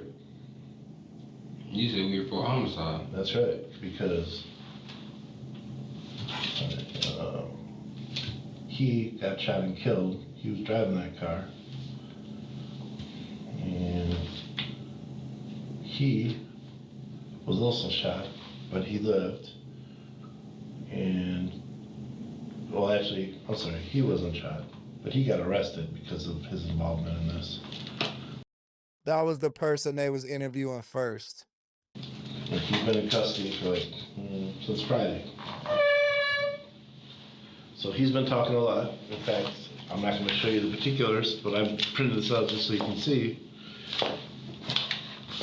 All these pages here, that's just a summary of everything he said. Okay?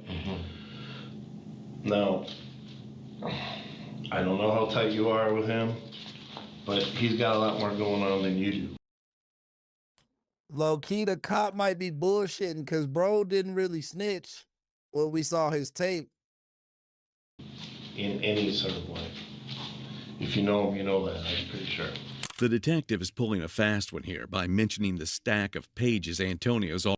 What I tell you, bro, I be hitting that shit. I be hitting that shit on the head, bro. I be knowing when the police are bullshitting, bro. Like, I swear to God, I know when they're bullshitting, bro. Already given them. Xavion's name has an. That's why I told you that detective who did the interrogation in the last video, he was not bullshitting, bro. He was like, y'all dead to rights. I got y'all motherfuckers, bro. He was telling them what they said, who was snitching. Like, he wasn't playing with them at all. Actually come out of Antonio's mouth, but there's an implication. He's basically telling Xavion to talk now or let Antonio finish writing the story for the both of them. Classic divide and conquer, and Xavion's about to decide which side of that story he wants to be on. So one other question, I guess I'll explain this. Yeah, but even his Band-Aids is crippin'. He got the blue Band-Aid. To you, and then you can tell me what you have to say about it.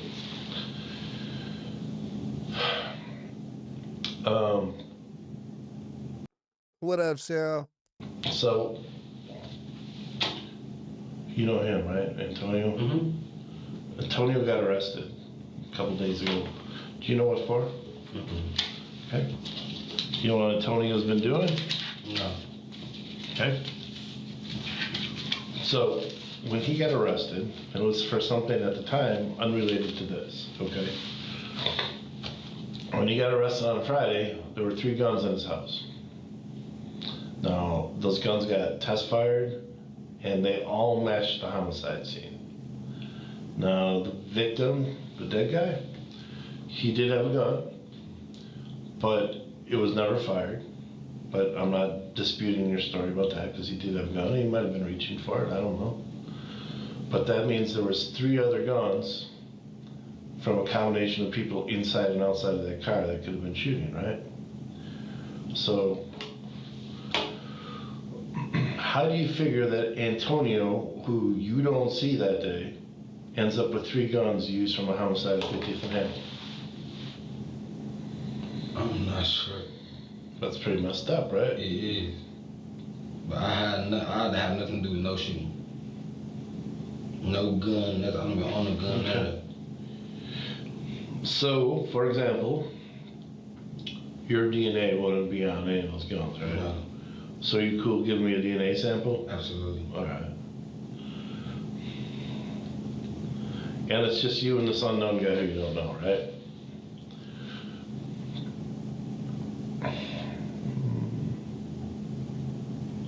sure, like, if he related to one of them or who, no.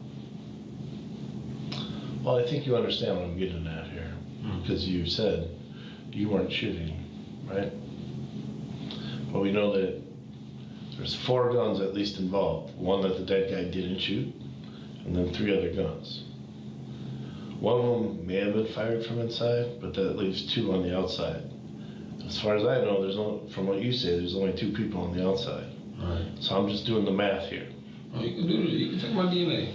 I'm not. That's all right. Cool. This is the same math Antonio is about to be asked to explain in his own room, except he doesn't know it's coming yet. 2 of those guns are going to... Oh, Antonio wasn't the first guy. Antonio was the other shooter. So remember how the first guy said there was 1 shooter, but he couldn't tell what side opened up? Both sides opened up. Basically, 2 guys came up to the car, opened each door, and started firing into it. Or like, yeah. So there was 2 shooters. And nobody targeted the guy in the back because that was their homie. to turn up exactly where he was arrested, less than 10 hours after the shooting. The question is whether that's a coincidence or proof that shooting a video wasn't the only kind of shooting Antonio had planned that night. And if watching 3 people try to outdumb each other in 3 separate rooms is your thing, consider subscribing. Oh, that was Antonio. Yeah, I wasn't tripping. So there's another shooter we don't know about right now, I think. We don't have him. We haven't seen his footage. So you're saying you were not armed definitely during this time? I wasn't armed. I didn't have nothing. I don't got no gun, no nothing, bro. I ain't have nothing. It would have been, because let's put it like this. If they trying to make it seem like it's 3 of us with guns shooting back at them, where's these 3 guns? But either way it go, like, I don't know if they found something on, because we never touched them. Literally never touched him. I never pulled him out the car. I didn't want to touch him. I was scared as a bitch. And then like, hell no. I was just too much going on. I'm thinking in this type of scene, the police pull up a minute later. So I really wanted to move the scene because I didn't want to get caught yet. I got a better way. That's just me being honest. I got a better way. A little girl. You were texting before? What you mean? You said a couple days before? When? This incident happened? I've been texting since he came on. Okay. Came on. Okay. What were the texts about? Y'all got his phone. Y'all seen his phone. It's just, hey, can I get some meet me here for some weed? Yeah, and what else? Videos. Yep. That's it. And keep going. What? Come on, man. You may or may not go back. Hey, Eugene, welcome to the gang, man. Thank you for the sub. Guys, we're on the road to 12,000 subscribers. We want to hit 12,000 subscribers before the end of July. So if you haven't subscribed already, please do so. Look for the truth here. Look familiar? Mm-hmm. Yeah? Where? Where are those guns look familiar?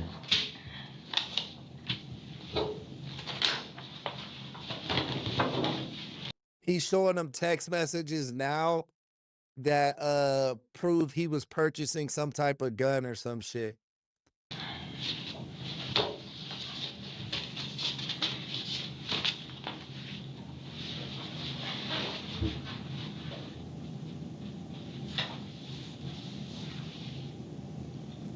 Not trying to mess with you or anything. No, this is a middleman stuff.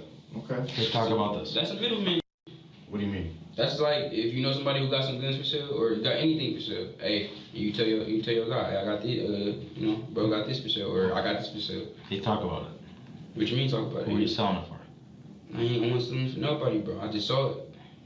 Where? On social media. You tell me. I mean, y'all listen. I'm doing it for to stop this interview because for one, I'm telling y'all something, and y'all want me to incriminate myself into like that's dumb. That's dumb.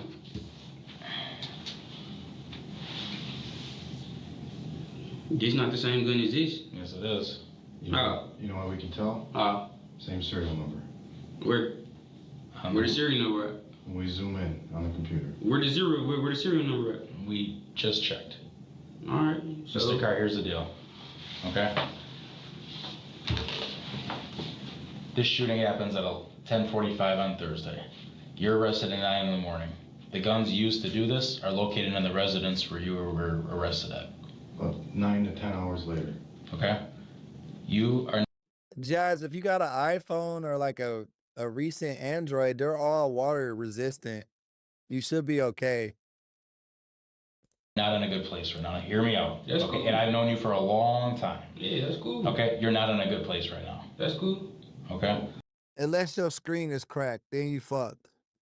But these can go a couple different ways here. It can. It definitely can. Because it's not looking good right now. All right?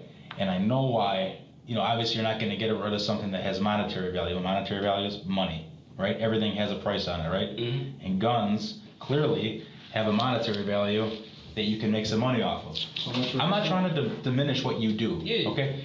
Getting out of jail and being a felon, all right? Mm-hmm. All right, we're not felons, but we deal with felons every day. It's not easy to make money. Fair? Mm-hmm. Okay, so people do things just to survive and work, right? Mm-hmm. And I get it, okay?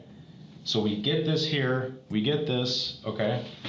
And these are the same guns that were found the next day. And you had questions about the casings. Those casings from the scene were the same casings from here. Okay? So that means that it was the same gun. Just because it was the same. Wait. So there was 3 in the car, then the one guy out the car. That's the 4th guy. Did he shoot from inside the car? Like when that other guy came up and was shooting the passenger, did he shoot the driver like in his back from the back seat maybe? Same shells. Yeah, the shells have like a fingerprint. Man, that's just like you take some bullets out your gun and you No. get to him. That's not how science It's like this, put your fingerprint there and put mine. It's exactly the same thing with a gun. Clearly, Antonio was not an innocent bystander. In fact, it's becoming more and more clear that he may be the mastermind, which would also explain why he was the only one who didn't get shot in the car that night. Okay, so this is what I want to know. What y'all trying to say? That I had something to do with this shit? We want to know what happened. I want to know what happened. I told y'all what happened. I told y'all what happened. Period. If y'all, after I got home, if somebody came, I ain't got nothing to do with that. You just told us no one else came. Nobody came. That's what I'm saying. I ain't got nothing to do with that. So I'm telling y'all exactly what I know. How does someone who's in the back seat where 2 people get shot get arrested where the guns are that are used to kill and shoot? So them the guns that came? Yes. Well, but that's what I was gonna ask you. Didn't even get hit up.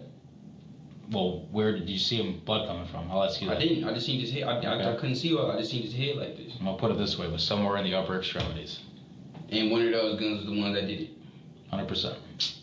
And you know those casings that get ejected? Absolutely match all 3. And it had my fingerprint on it.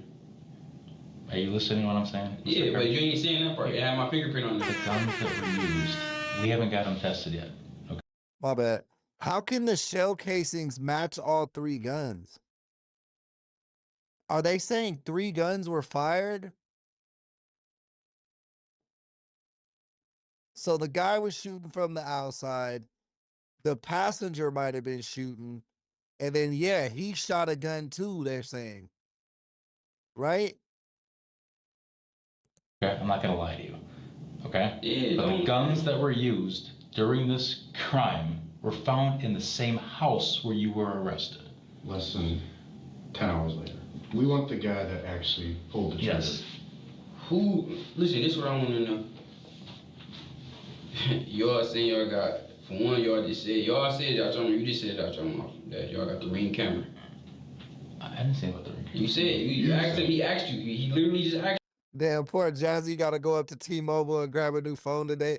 I swear that always happens to me. Like, I'm waiting for the iPhone 18 or like that foldable iPhone to come out. I got an iPhone 15. So, like, I'm waiting until next year or whatever, if it's this year or next year when they bring out the foldable iPhone. That's the one I want to get. But, yeah, bro, it seems like, right? Like my buddy G's, right? He was going to do the same thing. He was waiting for the 18 or the fold like me. And he had an iPhone 13, I think, or 14. And his shit just died. So he had to buy a new one. Like his kid slammed it and shattered it. So he was like, fuck, I gotta go get a new iPhone. But he was sad because he was like, the 17 Pro is tight, but I know in like a few months the new shit about to come out. Like, and I feel like I'm always on that same cycle too. Like, my shit breaks right before the next one comes out, and then I get that one. You know what I mean? Like, I get the last year's model 3 months before the new model comes out. Last time y'all was here, he said it was a Ring camera. You said yeah, it was a Ring camera at the first house. I listened to. No, I said where was the Ring camera, and then you said, Okay, and then you told the girl. Alright, either way it go, we got the Ring camera in the front. I know it's a Ring camera right there. I saw it, but and then she already just said it. Y'all got this camera. Y'all got whatever cameras around. When did y'all see me put 3 guns on my person and leave? We're not saying that. No. So where did this come? So that's what we're trying to understand. Man, this sounds like some bullshit, bro. We're trying to... I'm not bullshitting with you. All right. When we tell you that these guns match the casings, okay, we're telling you that these guns match the casings. And it's not like we got these guns 2 or 3 weeks later or 4 weeks later and it changed hands. Yo, Daniel, bro, the iPhone Fold seems sick. It's gonna be like, it's not gonna be long. It's gonna be like a passport style fold. Like, yeah, bro, I'm excited for it. Hopefully it looks good though. I think it's gonna look weird at first, but we'll get used to it. Hands? No. This is literally less than 12 hours. This is not even the same gun, bro. They are the same guns. This gun, bro? These guns? 2 are the same as these 2, I can tell you. We just compared the serial They number. zoomed in. They zoomed in. Because they're recovered, obviously, so we know the serial numbers. Zoomed in. We have a program for the computer that can zoom in. I ain't seen your line, but I'm saying this gun for sure ain't this gun. It does look different. Like I know it looks different because of the angle in which it was shot.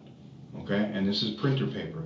It looks different. Bro, this don't look different. No, this one is not the same one. This one is not the same. This one, which looks gold, but it's not. It's just that. It's because it's on, on paper. My thing is you can only bullshit so far. Yeah. But then like science, right? This is science. Right. This is telling us that when that casing got ejected, that they were fired from these guns. All right. Okay. It helps us out. And then it helps us to explain to people like you that we're not sitting here lying to you. Okay. Antonio wasn't on video taking the guns away because he had accomplices. But it will be years before investigators get a better idea of exactly how those guns. I told you it had to be more people than 4. Like, it had to be, bro. Got back to the house where he was arrested. In the meantime, detectives will pressure him into admitting something else. His role as a middleman. Do you think that we think you have some involvement in this? Hell yeah. Okay, now everybody do shit. Okay. So involvement means a lot of different things, right? Yeah. You can either be the planner, like in anything. You can be the middleman, like you said. You can be a lookout. You can be a shooter. There's different things, roles that people play, and it's called what? Party to a crime. All that encompasses party to a crime. And that's what we're trying to get here. All right? Because obviously one person is alive.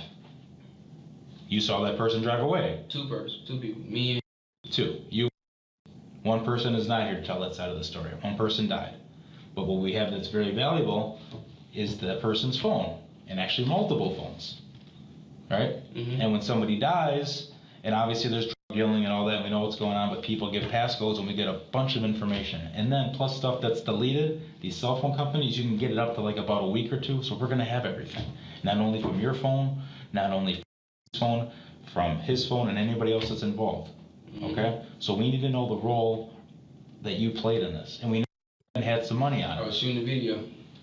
And we had some money on it. We just want you to get out in front of this. And you say you got some money on him. Was his money still there? No. But listen to me. You need to play this out, how this is going to look, right? You told us a story, and then we come back and we tell you these guns that were used that match all the casings at the scene were the ones that caused death. Okay. And you were there and you were arrested. What you mean I was there? How is that going to play out? I don't know. I don't care about that part because I ain't got nothing to do with it. about it, dude. I don't got nothing to do with it. That's why I'm going to keep telling them till I go to court and I go to trial. It's almost nearly impossible. I shoot a video. That's almost nearly impossible. What's nearly impossible is explaining to y'all how I got these guns. Yeah, let's go back to this. How are you middling the deal? What you mean? How is this going on? Because this is not just some random photograph that you try to explain. These are those guns. Yeah, these. Okay, explain that. Somebody y'all know have some guns for sale. Okay, which are these? And then I just. Okay. So wait. Was this a come buy these guns and then really it's a setup to just rob them and not sell the guns? And you told how summarize this conversation with you. What you mean?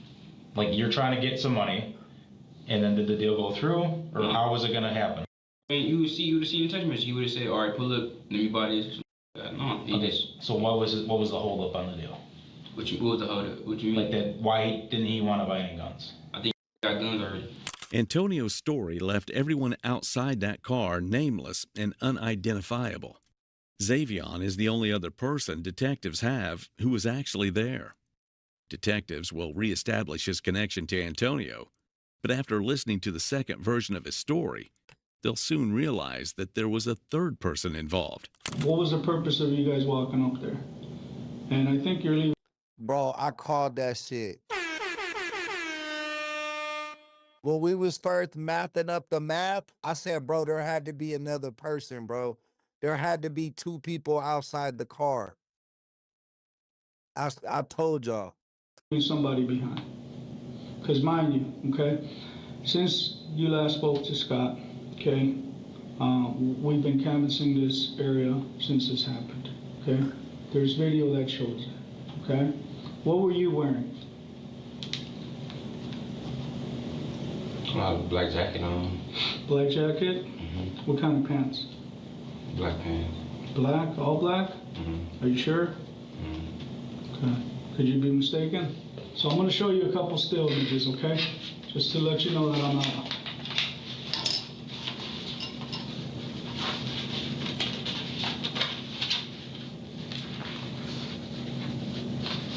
This lady cop kind of cute. Oh, wait, y'all can't see her. Hold up. Think you can see her now. Hold up. Yeah. Xavier, you seem like a wise young man, okay? And you're being truthful with me. I think you got yourself tangled up in something that you probably were not ready for. Do you remember this? Does that look familiar to you? Bro, I want to fold, Mark. I don't care. Like, I almost got a Galaxy Fold, but then I was like, I'm going to wait until the iPhone Fold comes out to make my decision. But yeah, I do want to fold, bro. I think having a fucking tablet in my pocket is so fire, bro. I can see a lot of functionality with that.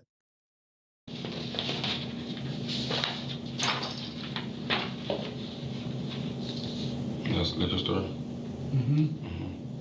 Okay. Do you remember walking through there at any time? Okay. Which way did you approach? So this is the street where this happened. Which way did you come from? So from over here, which would be west. Okay? Do you recognize these two individuals? Yeah, I'll go get you one. You said what two individuals? Yeah. Do you see these two individuals?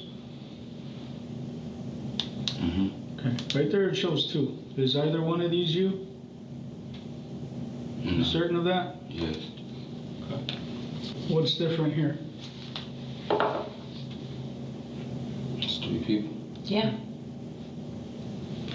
Same individuals, right? Walking in the same direction. So who are you leaving out? And why? I'm not leaving nobody out. So who's that third person? So Xavier, this is what I'm a little confused about, okay? You're friends with Tone? Yeah. But this guy is friends with Tone, right? Yeah, I don't know what he is to Tone. Okay, but they know each other. Enough where Tone asked you to come and pick him up, right? Now you guys are trying to look for smoke, right?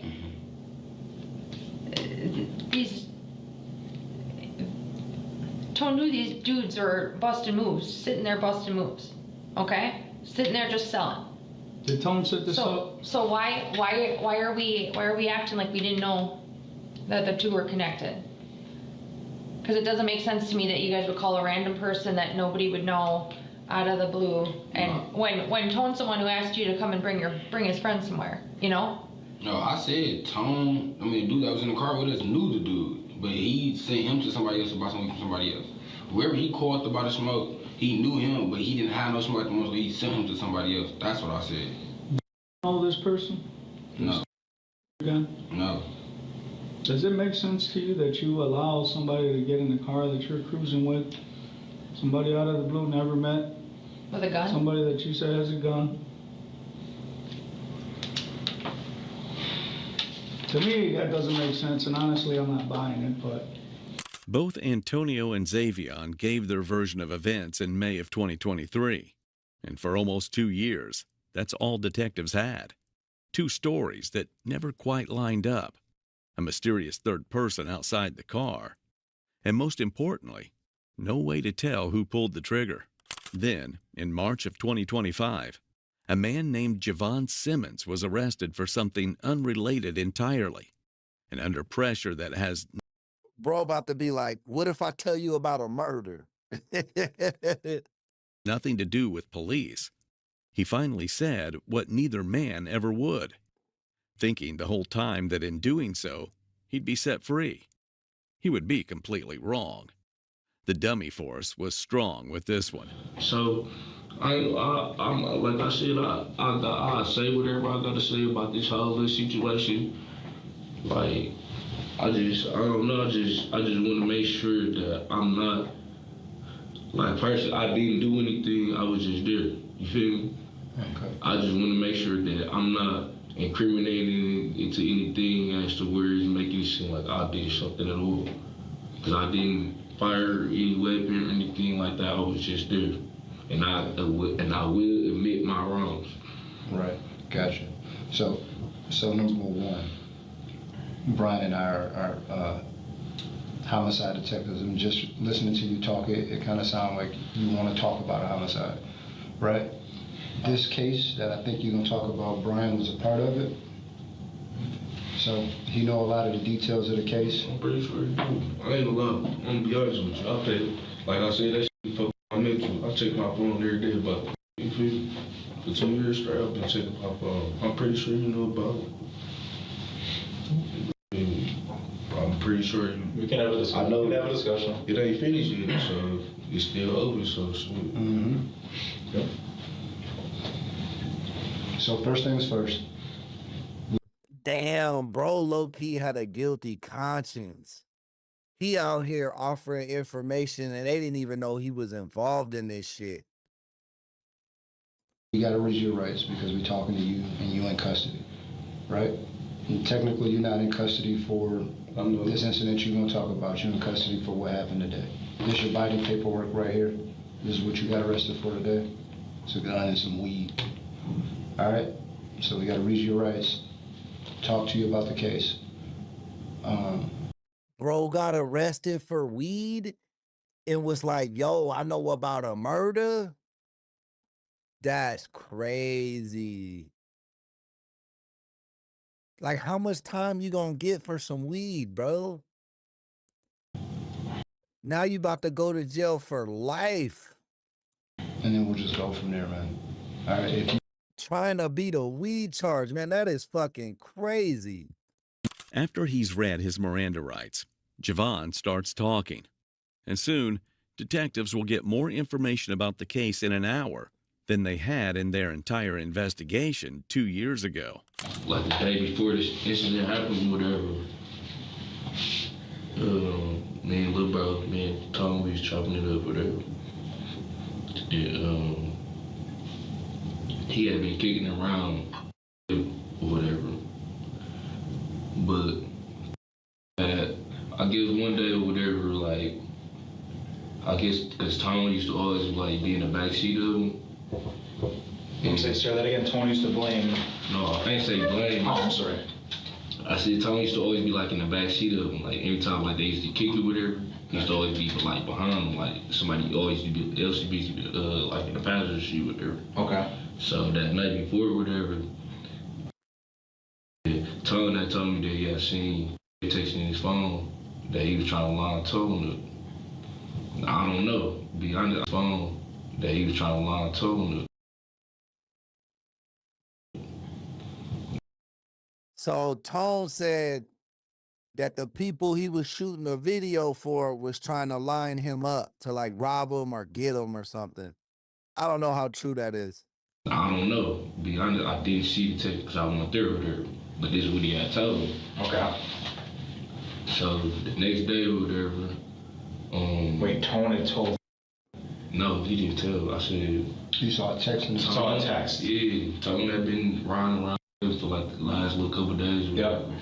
The day before the incident or whatever. Mm-hmm. Oh, he said he saw bro texting about setting him up for something. While he was in the back, he was able to read the text message that the driver was sending about setting him up eventually. He had told me that while he was in the car with him, whatever, he had seen him texting somebody, basically saying like he was trying to line Tone up, whatever. Like, I don't know if it was like on some robbery shit, whatever the case is, but like, I guess he was trying to set him up. So Tone had told him.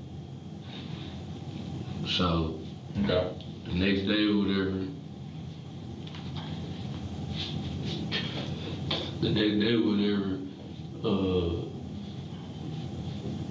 I can't recall like if it was,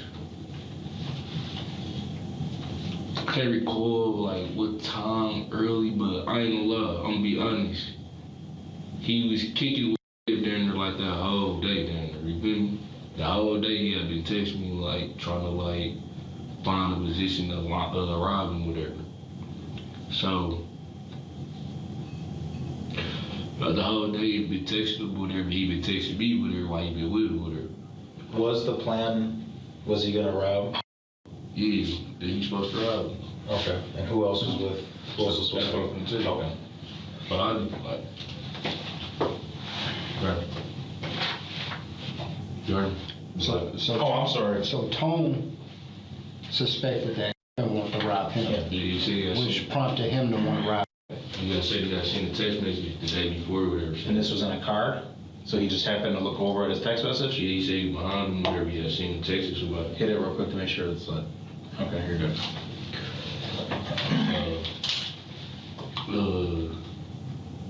I don't know Lil Dude, man. Lil Dude, I think his name is Xavier or something.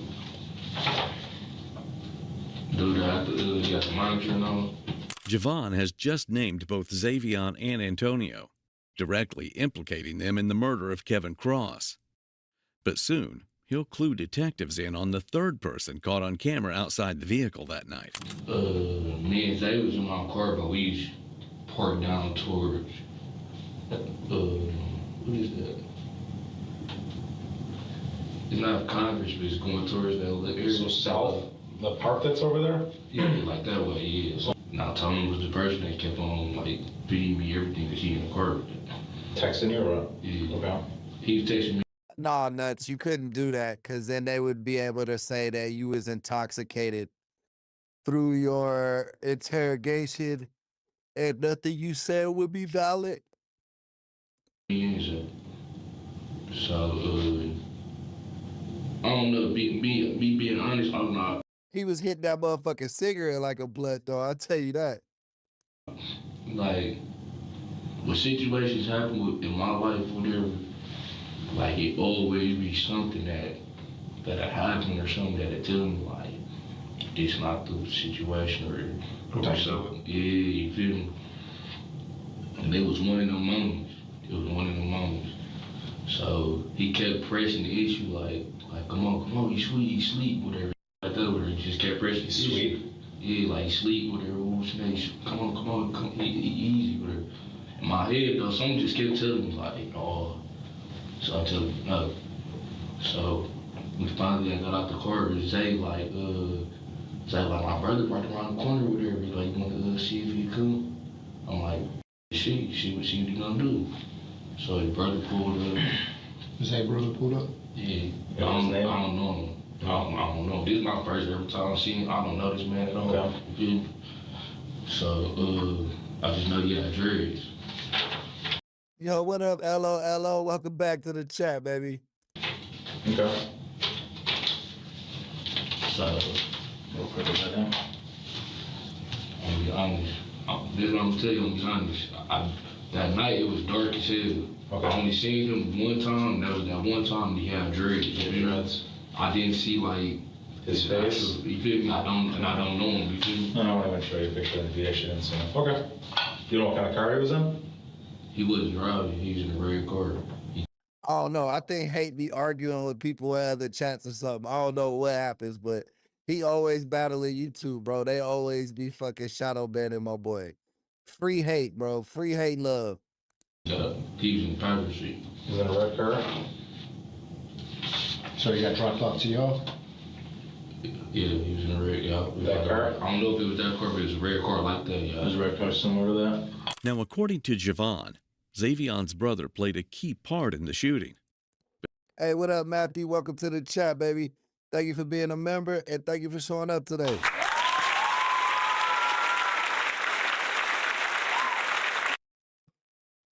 But this is coming from the mouth of a man detectives still can't trust. Zay brother, he woke up, and this what made me feel, but this why I've been f***ing up my mental and everything and like that. I understand the severity of the whole situation within the first place, whatever, and then let alone just this lifestyle, whatever, like being in the hood and stuff like that, like stuff like this going on all the time, whatever. Not saying that it's a positive or you feel me, but I've been in these type of situations before, whatever. So, and me personally, like I said, like I don't care about like a motherfucker say like they real or whatever, whooshing out or whatever. Me, I believe in it too, whatever, but I believe real is real and right is right and wrong is wrong, you feel me? Mm-hmm. So, as his brother walked up, he opened up the door, he just shot. He ain't even say like whose brother shot? Zay's? Yeah, he's the first person to walk. And he opens up the driver's door? Yeah, and he just shot. So he didn't even say like, oh, it's a robbery. You feel me? That's the first thing that happened. He just boom, boom. And then I heard a couple more shots, whatever, from Zay's side or whatever, like that or whatever. And me, I'm in the back or whatever. I got my gun pointed, whatever, just to make sure I don't see anything happen to them, whatever. Sure. So, I see Tone jump out the back seat. Tone jumped out, but he like made himself aware that we knew who he was. He like, oh shit, y'all tripping. And he jumped out. Which door? The driver's door or the front passenger side? Like no, I don't know if he jumped out the driver or I know he just on this side, so he jumped out on this side. Yeah. Like the back seat. Yeah. Okay. So he.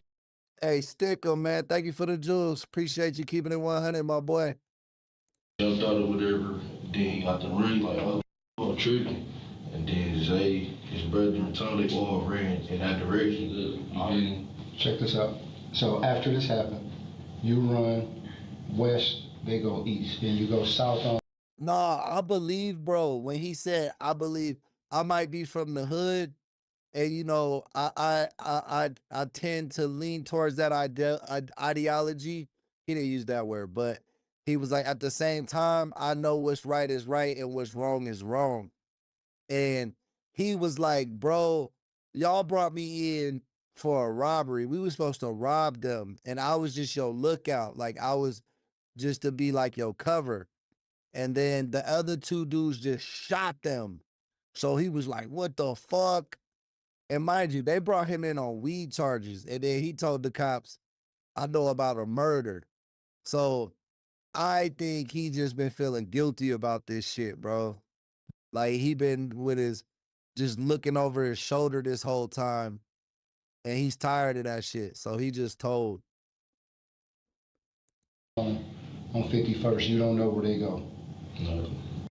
Call you and ask you if you okay. Yeah. You tell them you good. And then Tone call you? Yeah, called me, asked me where I was at. Ask where you at, and then y'all meet up at your car. No, he picked. No, he wasn't in the whip. He was behind the car. His homie Antoine was sitting in the back seat, and they set the driver Kevin up, who had another friend in the passenger seat. He and two other men approached the car.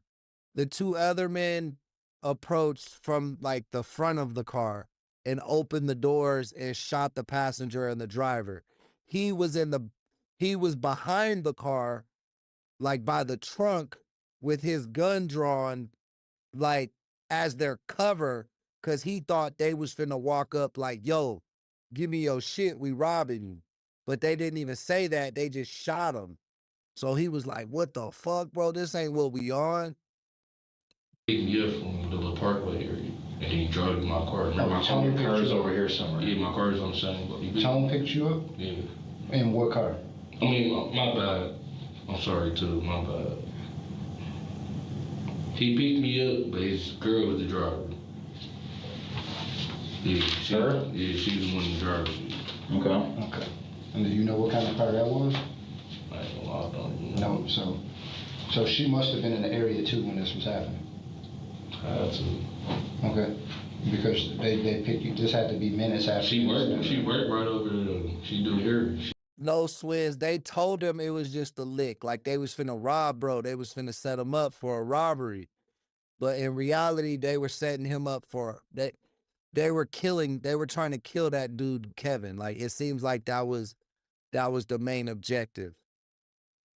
But they told bro they were just gonna rob. She's doing hair right now. She was working at a little shop right there or some shit right there. Okay. So they pick you up. Is it Tone, Zay, and Zay brother in the car? No, they not in the car. It's just Tone, his girlfriend, and me. Tone, his girlfriend, and you. Okay. What happens with the guns? In the morning, Tone had called me with her, and he had me meet him right there back by the little parkway area where he had picked me up. He had me meet him right there, and I gave him the gun that I had in the night. Then, like an hour later, that's when he got locked up. Detectives now had a concrete understanding of who was involved and what happened to the weapons afterwards. And according to Javon, it was Zavion's brother who pulled the trigger. Did you ever fire that gun that night? Yeah, I think I fired it like one time, just like in the like scariness when everything happened. Yeah. Okay, so you believe it's a 40, and you believe you fired it once. Do you remember which direction? Did you fire it towards the direction of the car? You said you were like this? I was aiming that way over there, but I'm gonna be honest, like, cause I just heard boom, boom, boom, boom, and then I shot once or whatever, and then I just seen them jump out with her. I knew they was good, and I just ran. But I just feel like I was the smartest person in that situation. Like I feel like I had the brightest brain. I feel like I could have stopped everything. You feel me? That's why I said like the energy was up and stuff like. Damn, bro, you shouldn't have said that. You shouldn't have said that. But I told you he feel guilty. Like he got a conscience, bro. He a human. He ain't one of these crazy ass psychopath killer dudes. You know what I mean? He just got caught up in the wrong crowd. I kind of feel bad for bro, really. Like that. I feel like I had the opportunity to just like, no, we ain't doing this with it. But that's why you gotta be your own man, bro. And when somebody call you up like, yo, we finna rob somebody, you gotta be like, hell no. I ain't doing none of that shit, bro. Don't call my phone with none of that. I'm telling, bro. I'm telling that y'all called and asked me this shit. Like that had to be his energy. But bro, probably a follower, it just fell in. And everything. And that's why I said I feel bad because like I said, Tone was trying to play the robbery, you feel me? So this was Tone's planning? Yeah, Zay brother didn't come with the, I feel like he didn't come with the intentions of the robbery, you feel me? Like you just opened up the door and shot, you feel me? You didn't let him know like, oh, put your hands up or I'm trying to take something. He never told you that he was gonna shoot?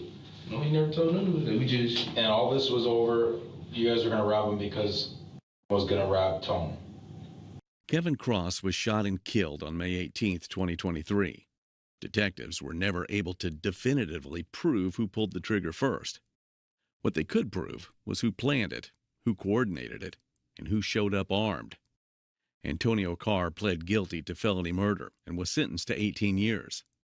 Zavion Terrell pled guilty to felony murder and was sentenced to 21 years. Javon Simmons' plea hearing is still pending. The man Simmons identified as the primary shooter, Xavion's brother, has never been publicly charged. Kevin was 27 years old. Our hearts go out to his family. What the fuck, bro? That's crazy. Do you think there was a third shooter? Let me know in the comments. No, they just showed you where all the shooters were. Bro told us who the shooters were. Xavier shot the dude who hasn't been arrested or charged, supposedly shot the driver. Xavier shot the passenger, and he fired out of fear, just like from hearing the guns go off. He said he shot a few times, probably just over the car. So that would explain those 3 bullet casings being on the scene. The 4th gun was the victim who died. His gun was never shot, but they took his gun too. So they low-key did rob him a little bit because they took his gun. But it seems like they have 4 guns, or maybe they got the gun from the crime scene, the 4th gun. Maybe they didn't rob that gun. Maybe the cops just got that gun off the crime scene when they went with the paramedics to check on the body and stuff. But yeah, bro, we already know there was a 3rd shooter. Bro said he was the 3rd shooter, but I don't think he shot any of the people. The dude who died, was shot from the guy he said shot him, and then Xavier shot the passenger. Antoine was in the back seat. He's the one that orchestrated this stuff, and he, you know what I mean? He told us the story. He told us the whole thing. Yeah, that wasn't the ending I expected either, guys. Fuck it, bro. Let's do another video, bro. I was finna end the stream, but we still deep in here, man. Y'all, come on, man. Hit me with some donos. Hit me with some gifts. Let's get into extended viewing hours. I'm gonna give y'all another video. Let's get it. Make sure y'all hit that like button, subscribe. Help us get to that 12,000 subscribers before the end of June or July. I'm tripping.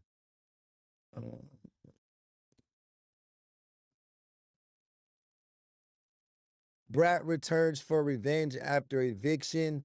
Doesn't end well. This is coming from the channel Uncovered. Bust my window. This is the 3rd time she did that, man. I'm not serving shit. Yeah, the dude who was talking at the end, his trial's still pending. The person who he said was the shooter of the driver never got charged. He's still not charged. And then the other 2 guys that was in police custody, definitely they got charged with murder.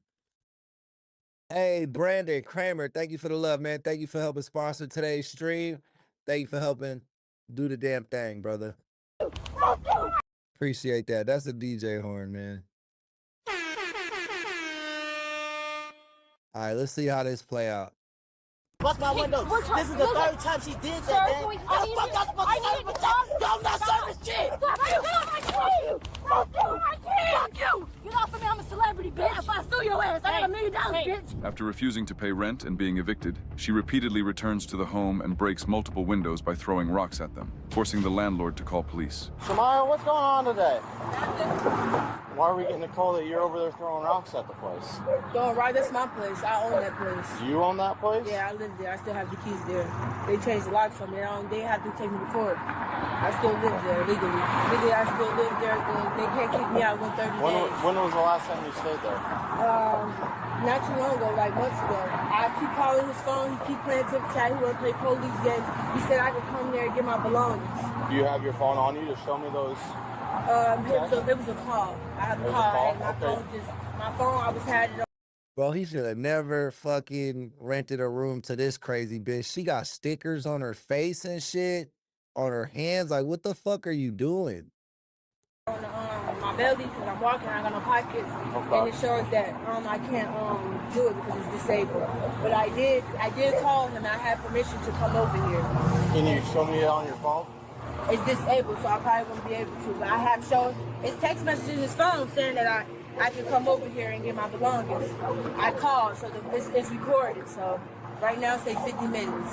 But I have proof that I had. Oh, so it put your. Yeah. Act like you're putting your. Yes, sir. I had permission that I could come over here and get my belongings, and he did not open the door. So for protective custody, I did what I had to do to get my belongings. I do not have to. What did you do to? I don't have to explain all that. I did what I had to do. He doesn't want to. I had nice things. I called, told me no, I can't get my belongings. Oh, wait. No, TVS, she's bust my window. This is the third time she did that, sir, can we come, sir, I need to talk. Y'all not serving shit. You need to listen. Yeah, but I called and he said I could get my belongings. It's in text message. You can ask him, can you see his phone? I don't mind I think bro a GD because he said on King David. sitting here. Can I please sit down? Let's sit over here. Okay. I called. He said I could get my Just right here. Yeah, bro, you can't be renting out rooms to crackheads, dog. That shit ain't gonna end well. On this rock. He's a liar. Okay, just take a seat. G-Shock is he's contradicted the whole world. He's a liar. He told me that Take a seat right here. Yeah. On the curb. He told me that I could get my No, belongings. on the curb. On the curb. I'm good right here. Okay. He told me that I could get my belongings, and he's standing lying to me saying that I can't get my belongings. I legally still have the keys. He changed the locks and lying. He said that I had to get put out. He had a password and he kicked me out with no permission. He has to take me to court. I still have keys to this house. I have a key that goes to that door. I still legally live there. But you said you haven't stayed there in months? No, for about a month. I have a place. I have two places. This place, that place. I told the landlord that I was moving out, but I didn't. That I need my deposit back. They put him as head of household because he's incest. He slept with his sister and a girl named Leah. I didn't cause no harm to him. I just want my house back and my belongings. All my belongings there. I called his phone. He said I could get it. He wants to keep locking me up, taking me to jail. He has no reason to. I don't give a f about him. I just want my belongings. He steady keep harassing me and lying, saying I could come here and then calling the cops. I already called the cops. To get my belongings. Yeah, I'm not sure if it's the GDs or the BDs that say that, but yeah, this might be like, I wonder if this is in Illinois or like in the Midwest somewhere. And he said, no, that I can't get my belongings now because it's a female in the house. I own that house. City of Moline? I don't know where that's at. So can I get my belongings?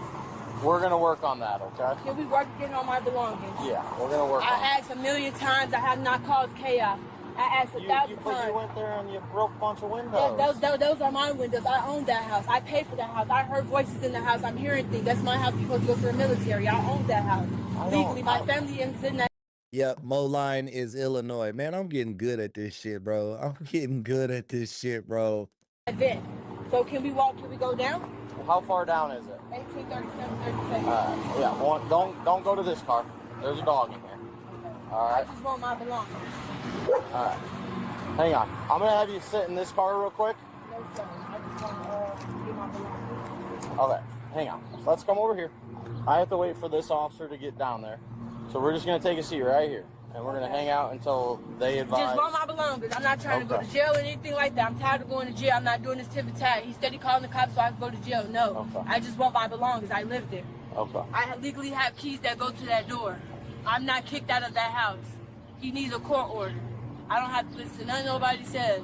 I'm a free woman. I can do what I want, please. I have keys to that house. All he wants to see is keep me getting locked up. He's just weird. I just want my belongings. He needs to put my belongings outside so I can get them. That's all I ask. I already called the cops. When did you do that? Well, no, he called the cops. So. Yeah, he called the cops. That's why we're here. Uh-huh. And I called the cops too and let them know that he's like, She just rambling, bro. She just rambling.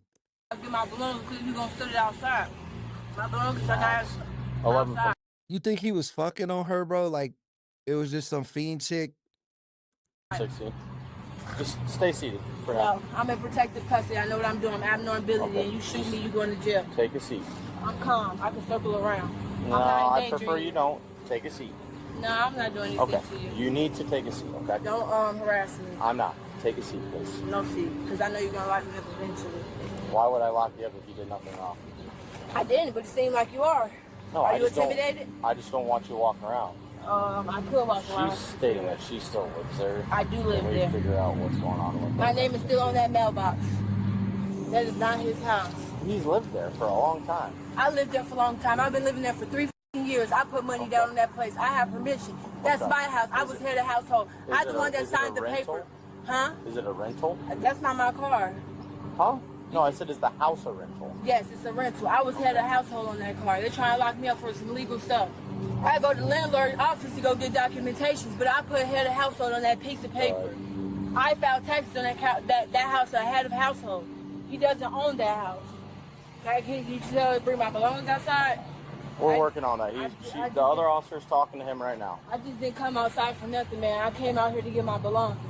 That's all I'm asking. I'm not causing no disturbance or nothing like that. I just want my belongings. The thing is, though, is you went over there and you broke a bunch of windows. No, I didn't do anything like that, sir. Then why does he have 2 broken windows right now? You have to ask him, sir. I don't know, sir. You have to ask him. We did ask him, and he said you came there and threw rocks at him. If you believe him, that's on you. I would like a lawyer or an attorney. Okay. I didn't do anything to him. That is my house, and I have the keys to that house. Keys to that house. But you said they don't work. No, it works to the back door. Then why didn't you just go in the back door? I just would like my belongings. So is they gonna bring my belongings outside or what? We're working Can on you it go right down now. there? No, it's probably best that you don't go down there right now. So the other officer's walking back. She's gonna explain everything Bro, she looked like the rapper Young Thug, I swear. to you since she talked to them. So I can't get my belongings? She's gonna explain that to you, okay? Because I've only been talking to you. She's talked to both parties involved. She doped out, though. She can't stop scratching or moving. Okay. So you can't just accuse me of anything. Huh? You can't just accuse me of anything. He says you don't have nothing there. Yes, I do. I have a green suitcase. You can go in there. It's a green suitcase. I have an Apple Watch. I have a dishwasher and it's gray, and I have an ice maker. Okay. Well, he's saying you got anything there. He's a liar. I just didn't come. What here happened for with the anything. windows? You have to ask him. I didn't do that. He came outside, so I'm just gonna go home then. I asked to get my belongings. Hey, do not run! Do not run! Get on the ground! Get on the ground! Get on the ground! Get on the ground! Stop it! We're fighting out there right now. Get the f off of me. No. Okay. You bitch! Okay, David, bitch! You let me go! Give me your arm! Move! Give me your arm! You bitch! Let go of my keys! Let go of my keys! You! My keys! You! You! You! You! You! You! You! Get the f off of me! Let go of her keys. Get them keys, bitch! Thank you. I Get your time out! Get off of me, bitch! Right, well, Move before you dislocate my arm, bitch! stop fighting. No, bitch, I ain't fighting you, f***ers! I don't get no f*** you! On my mama, you get kicked out, bitch! You got my shit, I don't want your dirty ass! You dirty ass! He going to jail! You mean? Get off of me, I'm a celebrity, bitch! Get off of me now if I sue your ass! I got $1 million, bitch! I'm not playing with you, I'm pregnant, get the f off of me! Get the f off of me, I'm pregnant, bitch! We'll roll you No, over. get the f off of me, I'm pregnant! We'll roll you over. I told you, bro. I told you he used to date this bitch. Or he was like, they were intimate. Cause she was like, you mad that I don't want to fuck you no more or some shit. And then called him dirty dick, whatever. Yeah, bro. Bro was fucking on the fiend chick. You gotta stop fighting. Get off of me, I'm pregnant! You gotta stop fighting No, us. I'm not playing with you, bitch! Get off of me! You gotta stop fighting. I don't get no fuck! You gotta stop fighting Get off us. of me! You suffocate my baby, bitch! We'll roll you over. You gotta No, stop bitch, fighting. Get off of me! Get your You knees gotta off stop me. fighting. No, I ain't doing shit to you, bitch! I got a mouth! You gotta stop What fighting. you mean? I ain't fighting you! Give me up! Lift me Stop up! fighting us. I don't get no lift me up, bitch! Stop Bitch! fighting us. I don't get no bitch! I ain't hitting you! Lift me the up, bitch! We will. Lift me up! I ain't putting no bitch! On King David, let me go! On King David, let me go! King David. On King David, yeah, bitch! I ain't playing, I'm a game baby, don't give And she banging too. She banging hard as fuck on these cops. don't fuck out of style my ass. I don't get no give me up, bitch! I told you I'm a celebrity, give me the up! Try sitting around. Yeah, bitch, give me up! Like I said, I'm pregnant! Hey, Give me the up! Stay seated. I don't get no Stay seated. I am seated, bitch! Stay seated. Oh, my mama, I got a gunshot to the wound. Move. Okay, that's I'm a fine. human in the Stop. military. Let me go. Stop. Let me go. Stop doing that. No, bitch, fuck you. Fuck you. On my mama, fuck you. Stop. Fuck you. 12, get off me, bitch. Let me go. Fuck you. Fuck you and your rules, bitch. Stop. I pay you, bitch. You talk, I got an asset, bitch. I got an asset, bitch. Oh, my mama, suck my dick, bitch. don't get no you talking about. I run stop. I run shit. Stop. I run this motherfucking city, bitch. That's the fuck I do. I run you out of access, bitch. You mean? I got an access, bitch. You turn, suck my dick. Suck my dick, bitch. Suck my dick, bitch. You mean? Let me go. Take a seat. Let me go. Thank you. Give me my phone and shit, bitch. No. You talking about I'm gonna protect the custody, stupid. I don't get no free me. Free FEMA Rocky. To free me on my mama. Free me, bitch. Free me. Free me, bitch. You talking about I ain't playing about shit I had going on with motherfuckers. They think I'm playing with his bitch ass. I put that 6 feet under. You me. You me. On TVL, I take your shit and rock that shit. Crip rock all on y'all motherfucking grounds. You talking about? Get no on TV, I don't get no bitch. I run you, I got an access. Y'all going to gym. Y'all going down for whatever the fuck you did. Y'all talking about mad. You mad, bitch? I don't get no that care about the video. You better post my shit, bitch. I ain't playing. I ain't playing. Oh yeah, we posted you for sure.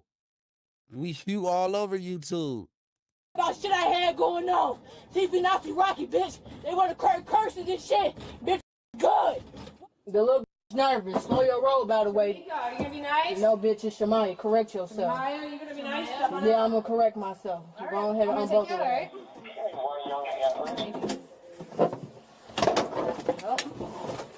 You got shoes? Yeah, I got it.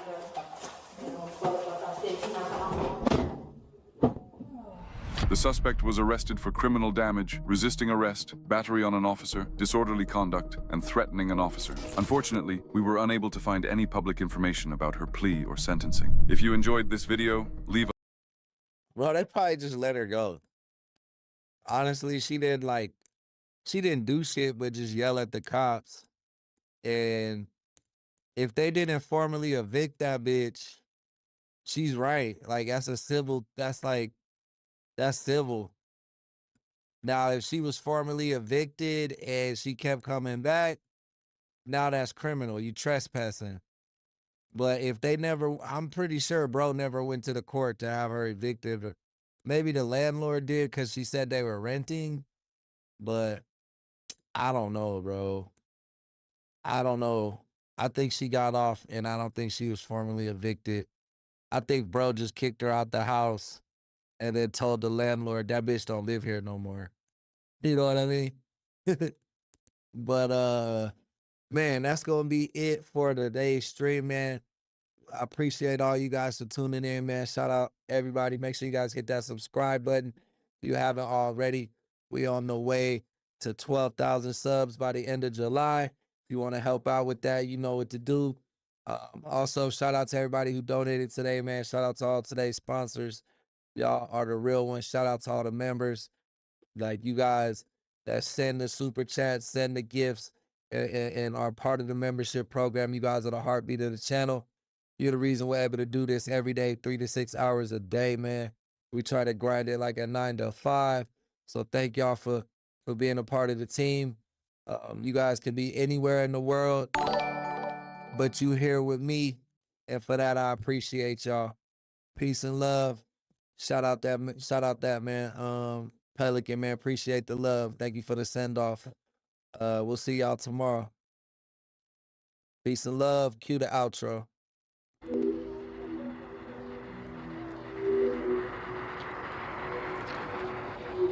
the art of punches, when you could throw 2 punches that sound like one, you could throw punches. You can hear them. They were 2, but they sound like fucking 1 punch. They don't understand. Anybody that hears this understand art of fighting. They know what I'm saying. You do 2 punches that sound like 1.